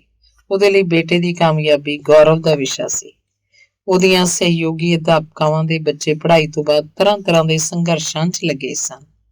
ਕੋਈ IAS PCS ਇਮਤਿਹਾਨਾਂ ਨੂੰ ਪਾਸ ਨਹੀਂ ਕਰ ਸਕੇ ਤੇ ਕਿਸੇ ਨੂੰ ਬੈਂਕ ਦਾ ਇਮਤਿਹਾਨ ਸਤਾ ਰਿਹਾ ਸੀ। ਕਿਸੇ ਦਾ ਬੇਟਾ ਕਈ ਇੰਟਰਵਿਊਆਂ 'ਚ ਸਫਲ ਹੋਣ ਤੋਂ ਬਾਅਦ ਨਸ਼ੇ ਦੀ ਲੱਤ 'ਚ ਫਸ ਗਿਆ ਸੀ ਤੇ ਕਿਸੇ ਦੀ ਬੇਟੀ ਹਰ ਸਾਲ PMT 'ਚ ਫੇਲ ਹੋ ਜਾਂਦੀ। ਜੀਵਨ ਦੇ 55 ਸਾਲਾਂ 'ਚ ਰੇਖਾ ਨੂੰ ਇਹ ਸੋਚ ਕੇ ਬਹੁਤ ਚੰਗਾ ਲੱਗਦਾ ਕਿ ਉਹਦੇ ਦੋਵੇਂ ਬੱਚੇ ਪੜ੍ਹਾਈ 'ਚ ਅੱਵਲ ਰਹੇ ਤੇ ਉਹਨਾਂ ਨੇ ਖੁਦ ਹੀ ਆਪਣੇ ਕੈਰੀਅਰ ਦੀ ਦਿਸ਼ਾ ਤੈਅ ਕਰ ਲਈ। ਸ਼ਗਨ ਅਜੇ ਛੋਟਾ ਸੀ ਪਰ ਉਹ ਵੀ ਜਦੋਂ ਆਪਣੇ ਕੈਰੀਅਰ ਤੇ ਵਿਚਾਰ ਕਰਦਾ ਉਹਨੂੰ ਦੂਜੇ ਸ਼ਹਿਰਾਂ ਵਿੱਚ ਹੀ ਸੰਭਾਵਨਾਵਾਂ ਨਜ਼ਰ ਆਉਂਦੀਆਂ। ਉਹ ਦੋਸਤਾਂ ਤੋਂ ਮੰਗ ਕੇ ਦੇਸ਼ ਵਿਦੇਸ਼ ਦੇ ਕੰਪਿਊਟਰ ਮੈਗਜ਼ੀਨ ਪੜ੍ਹਦਾ। ਉਹਦਾ ਜ਼ਿਆਦਾ ਸਮਾਂ ਅਜਿਹੇ ਦੋਸਤਾਂ ਦੇ ਘਰਾਂ 'ਚ ਹੀ ਬੀਤਦਾ ਜਿੱਥੇ ਕੰਪਿਊਟਰ ਹੁੰਦਾ। ਰਾਕੇਸ਼ ਬੋਲੇ, ਤੂੰ ਸਮਝ ਨਹੀਂ ਰਹੀ। ਪਵਨ ਦੇ ਬਹਾਨੇ ਇੱਕ ਪੂਰੀ ਦੀ ਪੂਰੀ ਨੌਜਵਾਨ ਪੀੜ੍ਹੀ ਨੂੰ ਪਛਾਣੋ। ਇਹ ਆਪਣੀਆਂ ਜੜ੍ਹਾਂ ਨਾਲੋਂ ਟੁੱਟ ਕੇ ਜਿਉਣ ਵਾਲੇ ਲੜਕੇ ਸਮਾਜ ਦੀ ਇਹੋ ਜਿਹੀ ਤਸਵੀਰ ਤਿਆਰ ਕਰਨਗੇ। ਹੋਰ ਜਿਹੜੇ ਜੜ੍ਹਾਂ ਨਾਲ ਜੁੜੇ ਉਹਨਾਂ ਨੇ ਇਹਨਾਂ 99 ਸਾਲਾਂ 'ਚ ਕਿਹੜਾ ਪਰਿਵਰਤਨ ਲਿਆਂਦਾ। ਤੁਹਾਨੂੰ ਇੰਨਾ ਹੀ ਕਸ਼ਟ ਹੈ ਤਾਂ ਕਿਉਂ ਕਰਵਾਈ ਸੀ ਪਵਨ ਨੂੰ MBA? ਘਰ ਦੇ ਵਰਾਂਡੇ 'ਚ ਦੁਕਾਨ ਖੁਲਵਾ ਦਿੰਦੇ, ਮਾਚਿਸ ਤੇ ਸਾਬਣ ਵੇਚਦਾ ਰਹਿੰਦਾ। ਤੂੰ ਮੂਰਖ ਹੈ, ਇਉਂ ਵੀ ਨਹੀਂ ਲੱਗਦਾ ਮੈਨੂੰ। ਬਸ ਮੇਰੀ ਗੱਲ ਕੱਟਣਾ ਤੈਨੂੰ ਚੰਗਾ ਲੱਗਦਾ। ਚੰਗਾ ਹੁਣ ਸੌਂ ਜਾਓ, ਹੋਰ ਵੇਖੋ। ਸਵੇਰੇ ਪਵਨ ਦੇ ਸਾਹਮਣੇ ਫੇਰ ਇਹੀ ਬਹਿਸ ਨਾ ਛੇੜ ਦੇਣਾ। 4 ਦਿਨਾਂ ਲਈ ਬੱਚਾ ਘਰ ਆਇਆ, ਰਾਜ਼ੀ ਖੁਸ਼ੀ ਰਹੇ, ਰਾਜ਼ੀ ਖੁਸ਼ੀ ਜਾਏ। 11ਵਾਂ ਭਾਗ। ਰੇਖਾ ਨੇ ਰਾਤ ਨੂੰ ਤਾਂ ਪੁੱਤਰ ਦਾ ਪੱਖ ਲਿਆ ਪਰ ਅਗਲੇ ਦਿਨ ਜਦੋਂ ਸਕੂਲ ਤੋਂ ਵਾਪਸ ਮੁੜੀ ਤਾਂ ਪਵਨ ਨਾਲ ਉਹਦੀ ਖਟਪਟ ਹੋ ਗਈ। ਦੁਪਹਿਰ ਵੇਲੇ ਧੋਬੀ ਕੱਪੜੇ ਪ੍ਰੈਸ ਕਰਕੇ ਲੈ ਆਇਆ ਸੀ। 8 ਕੱਪੜਿਆਂ ਦੇ 12 ਰੁਪਏ ਹੁੰਦੇ ਸਨ ਪਰ ਧੋਬੀ ਨੇ 16 ਮੰਗੇ। ਪਵਨ ਨੇ 16 ਰੁਪਏ ਦੇ ਦਿੱਤੇ। ਪਤਾ ਲੱਗਣ ਤੇ ਰੇਖਾ ਗੁੱਸੇ ਹੋ ਗਈ। ਉਹਨੇ ਕਿਹਾ, ਬੇਟਾ ਕੱਪੜੇ ਲੈ ਕੇ ਰੱਖ ਲੈਣੇ ਸੀ, ਹਿਸਾਬ ਮੈਂ ਆਪਣੇ ਆਪ ਕਰ ਲੈਂਦੀ। ਪਵਨ ਬੋਲਿਆ, ਮਾਂ ਕੀ ਫਰਕ ਪੈਂਦਾ ਹੈ ਜੇ ਮੈਂ ਦੇ ਦਿੱਤੇ ਤਾਂ? ਰੇਖਾ ਨੇ ਕਿਹਾ, ਟੂਰਿਸਟ ਵਾਂਗ ਤੂੰ ਉਹਨੂੰ ਮਨ ਚਾਹੇ ਪੈਸੇ ਦੇ ਦਿੱਤੇ, ਉਹ ਆਪਣਾ ਰੇਟ ਵਧਾ ਦੇਗਾ ਤੇ ਰੋਜ਼ ਭੁਗਤਣਾ ਤਾਂ ਸਾਨੂੰ ਪਊ। ਪਵਨ ਨੂੰ ਟੂਰਿਸਟ ਸ਼ਬਦ ਪੱਥਰ ਵਾਂਗ ਚੁੱਭ ਗਿਆ। ਉਹਦਾ ਗੋਰਾ ਚਿਹਰਾ ਗੁੱਸੇ ਨਾਲ ਲਾਲ ਹੋ ਗਿਆ। ਮਾਂ, ਤੁਸੀਂ ਮੈਨੂੰ ਟੂਰਿਸਟ ਕਿਹਾ? ਮੈਂ ਆਪਣੇ ਘਰ ਆਇਆ, ਟੂਰ ਤੇ ਨਹੀਂ ਨਿਕਲਿਆ ਹੋਇਆ। ਸ਼ਾਮ ਤੱਕ ਪਵਨ ਚਿੜ ਕਰਦਾ ਰਿਹਾ। ਉਹਨੇ ਪਿਤਾ ਕੋਲ ਸ਼ਿਕਾਇਤ ਕੀਤੀ। ਪਿਤਾ ਨੇ ਕਿਹਾ, ਇਹ ਤਾਂ ਬਹੁਤ ਛੋਟੀ ਜੀ ਗੱਲ ਹੈ, ਤੂੰ ਕਿਉਂ ਪਰੇਸ਼ਾਨ ਹੁੰਨਾ? ਤੈਨੂੰ ਪਤਾ ਹੈ ਤੇਰੀ ਮਾਂ ਦੀ ਜ਼ੁਬਾਨ ਬੇਲਗਾਮ ਹੈ, ਛੋਟੀ ਜਿਹੀ ਗੱਲ ਤੇ ਵੱਡੀ ਤੇ ਕੌੜੀ ਗੱਲ ਆਖ ਜਾਂਦੀ ਹੈ। ਨੌਕਰੀ ਮਿਲ ਜਾਣ ਨਾਲ ਪਵਨ ਬਹੁਤ ਨਾਜ਼ੁਕ ਮਿਜਾਜ਼ ਹੋ ਗਿਆ ਸੀ। ਉਹਨੂੰ ਦਫ਼ਤਰ 'ਚ ਆਪਣਾ ਪ੍ਰਭਾਵ ਤੇ ਸ਼ਕਤੀ ਯਾਦ ਆ ਗਈ। ਦਫ਼ਤਰ ਵਿੱਚ ਸਾਰੇ ਮੈਨੂੰ ਪਵਨ ਸਰ ਜਾਂ ਮਿਸਟਰ ਪਾਂਡੇ ਕਹਿੰਦੇ ਨੇ। ਕਿਸੇ ਦੀ ਹਿੰਮਤ ਨਹੀਂ ਕਿ ਮੇਰੇ ਹੁਕਮ ਅਦੁੱਲੀ ਕਰੇ। ਘਰ 'ਚ ਕਿਸੇ ਨੂੰ ਆਪਣੀ ਮਰਜ਼ੀ ਨਾਲ ਮੈਂ 4 ਰੁਪਏ ਨਹੀਂ ਦੇ ਸਕਦਾ। ਰੇਖਾ ਸਹਿਮ ਗਈ। ਬੇਟਾ, ਮੇਰਾ ਮਤਲਬ ਇਹ ਨਹੀਂ ਸੀ, ਮੈਂ ਤਾਂ ਸਿਰਫ ਇਹ ਕਹਿ ਰਹੀ ਸੀ ਕਿ ਕੱਪੜੇ ਰੋਜ਼ ਪ੍ਰੈਸ ਹੁੰਦੇ ਨੇ। ਇੱਕ ਵਾਰ ਇਹਨਾਂ ਲੋਕਾਂ ਨੂੰ ਜ਼ਿਆਦਾ ਪੈਸੇ ਦੇ ਦਿੱਤੇ, ਇੱਕਦਮ ਸਿਰ ਚੜ ਜਾਣਗੇ। ਹੋਰ ਵੀ ਕਿੰਨੀਆਂ ਛੋਟੀਆਂ-ਛੋਟੀਆਂ ਗੱਲਾਂ ਸਨ ਜਿਨ੍ਹਾਂ 'ਚ ਮਾਂ ਪੁੱਤ ਦਾ ਦ੍ਰਿਸ਼ਟੀਕੋਣ ਇੱਕਦਮ ਵੱਖਰਾ ਸੀ। ਪਵਨ ਨੇ ਕਿਹਾ, ਮਾਂ, ਮੇਰਾ ਜਨਮ ਦਿਨ ਇਸ ਵਾਰ ਐਵੇਂ ਹੀ ਨਿਕਲ ਗਿਆ। ਤੁਸੀਂ ਫੋਨ ਕੀਤਾ ਪਰ ਗ੍ਰੀਟਿੰਗ ਕਾਰਡ ਨਹੀਂ ਭੇਜਿਆ। ਰੇਖਾ ਹੈਰਾਨ ਰਹਿ ਗਈ। ਬੇਟੇ, ਗ੍ਰੀਟਿੰਗ ਕਾਰਡ ਤਾਂ ਬਾਹਰੀ ਲੋਕਾਂ ਨੂੰ ਭੇਜੇ ਜਾਂਦੇ ਨੇ। ਤੈਨੂੰ ਪਤਾ ਹੈ ਤੇਰਾ ਜਨਮ ਦਿਨ ਅਸੀਂ ਕਿਵੇਂ ਮਨਾਇਆ? ਹਮੇਸ਼ਾ ਵਾਂਗ ਮੈਂ ਮੰਦਰ ਗਈ, ਸਕੂਲ 'ਚ ਮਠਿਆਈ ਵੰਡੀ, ਰਾਤ ਨੂੰ ਤੈਨੂੰ ਫੋਨ ਕੀਤਾ। ਮੇਰੇ ਸਾਰੇ ਕੁਲੀਗਸ ਮਖੌਲ ਉਡਾ ਰਹੇ ਸੀ ਕਿ ਤੇਰੇ ਘਰੋਂ ਕੋਈ ਗ੍ਰੀਟਿੰਗ ਕਾਰਡ ਨਹੀਂ ਆਇਆ। ਮਾਂ ਨੂੰ ਲੱਗਿਆ ਉਹਨਾਂ ਨੂੰ ਆਪਣੇ ਪੁੱਤਰ ਤੋਂ ਪਿਆਰ ਕਰਨ ਦਾ ਨਵਾਂ ਤਰੀਕਾ ਸਿੱਖਣਾ ਪਏਗਾ। ਮੁਸ਼ਕਿਲ ਨਾਲ 5 ਦਿਨ ਠਹਿਰਿਆ ਪਵਨ। ਰੇਖਾ ਨੇ ਸੋਚਿਆ ਸੀ ਉਹਦੀ ਪਸੰਦ ਦੀ ਕੋਈ ਨਾ ਕੋਈ ਡਿਸ਼ ਰੋਜ਼ ਬਣਾ ਕੇ ਉਹਨੂੰ ਖਵਾਏ, ਪਰ ਪਹਿਲੇ ਹੀ ਦਿਨ ਉਹਦਾ ਪੇਟ ਖਰਾਬ ਹੋ ਗਿਆ। ਪਵਨ ਨੇ ਕਿਹਾ, ਮਾਂ, ਮੈਂ ਨਿੰਬੂ ਪਾਣੀ ਦੇ ਸਿਵਾਏ ਕੁਝ ਨਹੀਂ ਲਵਾਂਗਾ। ਦੁਪਹਿਰ ਨੂੰ ਥੋੜੀ ਜਿਹੀ ਖਿਚੜੀ ਬਣਾ ਦੇਣਾ ਤੇ ਪਾਣੀ ਕਿਹੜਾ ਵਰਤਦੇ ਹੋ ਤੁਸੀਂ? ਉਹੀ ਜੋ ਤੂੰ ਜਨਮ ਤੋਂ ਪੀਂਦਾ ਹੈ, ਗੰਗਾ ਜਲ ਆਉਂਦਾ ਹੈ ਆਪਣੀ ਟੂਟੀ 'ਚੋਂ। ਰੇਖਾ ਨੇ ਕਿਹਾ, ਉਦੋਂ ਤਾਂ ਹੁਣ ਤੱਕ ਗੰਗਾ ਜੀ 'ਚ ਨਾ ਜਾਣੇ ਕਿੰਨਾ ਮਲ ਮੂਤਰ ਸੁੱਟਿਆ ਜਾ ਚੁੱਕਿਆ। ਮੈਂ ਤਾਂ ਕਹਿੰਦਾ ਪਾਣੀ ਤੁਹਾਡੇ ਲਈ ਵੀ ਘਾਤਕ ਹੈ। ਐਕੁਆਗਾਰਡ ਕਿਉਂ ਨਹੀਂ ਲਗਾਉਂਦੇ? ਯਾਦ ਕਰ, ਤੂੰ ਹੀ ਕਿਹਾ ਸੀ ਫਿਲਟਰ ਤੋਂ ਚੰਗਾ ਹੈ ਅਸੀਂ ਆਪਣੇ ਸਰੀਰ 'ਚ ਰੋਗਾਂ ਨਾਲ ਲੜਨ ਦੀ ਸ਼ਕਤੀ ਦਾ ਵਿਕਾਸ ਕਰੀਏ। ਉਹ ਸਾਰੀ ਫਜ਼ੂਲ ਦੀ ਭਾਵੁਕਤਾ ਸੀ ਮਾਂ। ਤੁਸੀਂ ਇਸ ਪਾਣੀ ਦੀ ਇੱਕ ਬੂੰਦ ਜੇ ਮਾਈਕਰੋਸਕੋਪ ਦੇ ਥੱਲੇ ਰੱਖ ਕੇ ਦੇਖੋ ਤਾਂ ਕਦੇ ਨਾ ਪੀਓ। ਪਵਨ ਨੂੰ ਆਪਣੀ ਜਨਮ ਭੂਮੀ ਦਾ ਪਾਣੀ ਰਾਸ ਨਹੀਂ ਆ ਰਿਹਾ ਸੀ। ਸ਼ਾਮ ਨੂੰ ਪਵਨ ਨੇ ਸ਼ਗਨ ਤੋਂ ਬਾਹਰੋਂ ਮਿਨਰਲ ਵਾਟਰ ਦੀਆਂ ਬੋਤਲਾਂ ਮੰਗਵਾਈਆਂ। ਰਸੋਈ ਲਈ ਰੇਖਾ ਨੇ ਪਾਣੀ ਉਬਾਲਣਾ ਸ਼ੁਰੂ ਕੀਤਾ। ਟੂਟੀ ਦਾ ਪਾਣੀ ਜ਼ਹਿਰ ਤੋਂ ਮੁਕਤ ਹੋ ਗਿਆ। ਦੇਸ਼ ਵਿੱਚ ਪਰਦੇਸੀ ਹੋ ਗਿਆ ਪਵਨ। ਤਬੀਅਤ ਕੁਝ ਸੁਧਰਨ ਤੇ ਆਪਣੇ ਪੁਰਾਣੇ ਦੋਸਤਾਂ ਦੀ ਭਾਲ ਕੀਤੀ। ਪਤਾ ਚੱਲਿਆ ਜ਼ਿਆਦਾਤਰ ਸ਼ਹਿਰ ਛੱਡ ਚੁੱਕੇ ਹਨ ਜਾਂ ਇੰਨੇ ਠੰਡੇ ਤੇ ਅਜਨਬੀ ਹੋ ਗਏ ਹਨ ਕਿ ਉਹਨਾਂ ਨਾਲ 10 ਮਿੰਟ ਬਿਤਾਉਣਾ ਆਪਣੇ ਆਪ ਨੂੰ ਸਜ਼ਾ ਦੇਣ ਬਰਾਬਰ ਹੈ। ਪਵਨ ਨੇ ਦੁਖੀ ਹੋ ਕੇ ਪਾਪਾ ਨੂੰ ਕਿਹਾ, ਮੈਂ ਐਵੇਂ ਇੰਨੀ ਦੂਰ ਆਇਆ। ਸ਼ਗਨ ਸਾਰਾ ਦਿਨ ਕੰਪਿਊਟਰ ਸੈਂਟਰਾਂ ਦੀ ਖਾਕ ਛਾਣਦਾ ਫਿਰਦਾ। ਤੁਸੀਂ ਅਖਬਾਰਾਂ 'ਚ ਲੱਗੇ ਰਹਿੰਦੇ ਹੋ। ਮਾਂ ਸਵੇਰ ਦੀ ਗਈ, ਸ਼ਾਮ ਨੂੰ ਮੁੜਦੀ ਹੈ। ਕੀ ਮਿਲਿਆ ਮੈਨੂੰ ਇੱਥੇ ਆ ਕੇ? ਤੂੰ ਸਾਨੂੰ ਦੇਖ ਲਿਆ, ਕੀ ਇਹ ਕਾਫੀ ਨਹੀਂ? ਇਹ ਕੰਮ ਤਾਂ ਮੈਂ ਐਂਟਰਪ੍ਰਾਈਜ਼ ਦੇ ਸੈਟੇਲਾਈਟ ਫੋਨ ਤੋਂ ਵੀ ਕਰ ਸਕਦਾ। ਮੈਨੂੰ ਲੱਗਦਾ ਹੈ ਇਹ ਉਹ ਸ਼ਹਿਰ ਨਹੀਂ ਜਿਹਨੂੰ ਮੈਂ ਛੱਡ ਕੇ ਗਿਆ ਸੀ। ਸ਼ਹਿਰ ਤੇ ਘਰ ਰਹਿਣ ਨਾਲ ਹੀ ਵਸਦੇ ਨੇ ਬੇਟਾ। ਹੁਣ ਇੰਨੀ ਦੂਰ ਇੱਕ ਅਣਜਾਣ ਥਾਂ ਨੂੰ ਆਪਣਾ ਟਿਕਾਣਾ ਬਣਾਇਆ ਹੈ। ਪਰਾਈ ਭਾਸ਼ਾ, ਪਹਿਰਾਵਾ ਤੇ ਭੋਜਨ ਦੇ ਬਾਵਜੂਦ ਉਹ ਤੈਨੂੰ ਆਪਣਾ ਲੱਗਣ ਲੱਗ ਪਿਆ ਹੋਏਗਾ। ਸੱਚ ਤਾਂ ਇਹ ਹੈ ਪਾਪਾ, ਜਿੱਥੇ ਹਰ ਮਹੀਨੇ ਤਨਖਾਹ ਮਿਲੇ ਉਹੀ ਥਾਂ ਆਪਣੀ ਹੁੰਦੀ ਹੈ, ਹੋਰ ਕੋਈ ਨਹੀਂ। ਕੇਵਲ ਅਰਥ ਸ਼ਾਸਤਰ ਨਾਲ ਜੀਵਨ ਨਹੀਂ ਗੁਜ਼ਰਦਾ ਪਵਨ, ਉਸ ਵਿੱਚ ਥੋੜਾ ਮੋਟਾ ਦਰਸ਼ਨ, ਥੋੜਾ ਅਧਿਆਤਮ, ਢੇਰ ਸਾਰੀਆਂ ਸੰਵੇਦਨਾਵਾਂ ਵੀ ਮੌਜੂਦ ਹੋਣੀਆਂ ਚਾਹੀਦੀਆਂ। ਤੁਹਾਨੂੰ ਪਤਾ ਨਹੀਂ ਦੁਨੀਆ ਕਿੰਨੀ ਤੇਜ਼ੀ ਨਾਲ ਅੱਗੇ ਵਧ ਰਹੀ ਹੈ। ਹੁਣ ਧਰਮ, ਦਰਸ਼ਨ ਤੇ ਅਧਿਆਤਮ ਜੀਵਨ 'ਚ ਹਰ ਸਮੇਂ ਰਿਸਣ ਵਾਲਾ ਫੋੜਾ ਨਹੀਂ ਹੈ।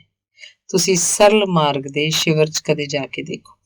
4-5 ਦਿਨ ਦਾ ਕੋਰਸ ਹੈ। ਉੱਥੇ ਜਾ ਕੇ ਤੁਸੀਂ ਮੈਡੀਟੇਟ ਕਰੋ। 6ਵੇਂ ਦਿਨ ਵਾਪਸ ਆਪਣੇ ਕੰਮ ਤੇ ਲੱਗ ਜਾਓ। ਇਹ ਨਹੀਂ ਕਿ DC ਬਿਜਲੀ ਵਾਂਗ ਹਮੇਸ਼ਾ ਲਈ ਉਸ ਨਾਲ ਚਿਪਕ ਜਾਈਏ। ਤੂੰ ਤਾਂ ਹਰ ਚੀਜ਼ ਦੀ ਪੈਕੇਜਿੰਗ ਅਜਿਹੀ ਕਰ ਲਈ ਹੈ ਕਿ ਜੇਬ 'ਚ ਪੈ ਜਾਏ। ਭਗਤੀ ਦੇ ਕੈਪਸੂਲ ਬਣਾ ਕੇ ਵੇਚਦੇ ਨੇ ਅੱਜ ਕੱਲ ਦੇ ਧਰਮ ਗੁਰੂ।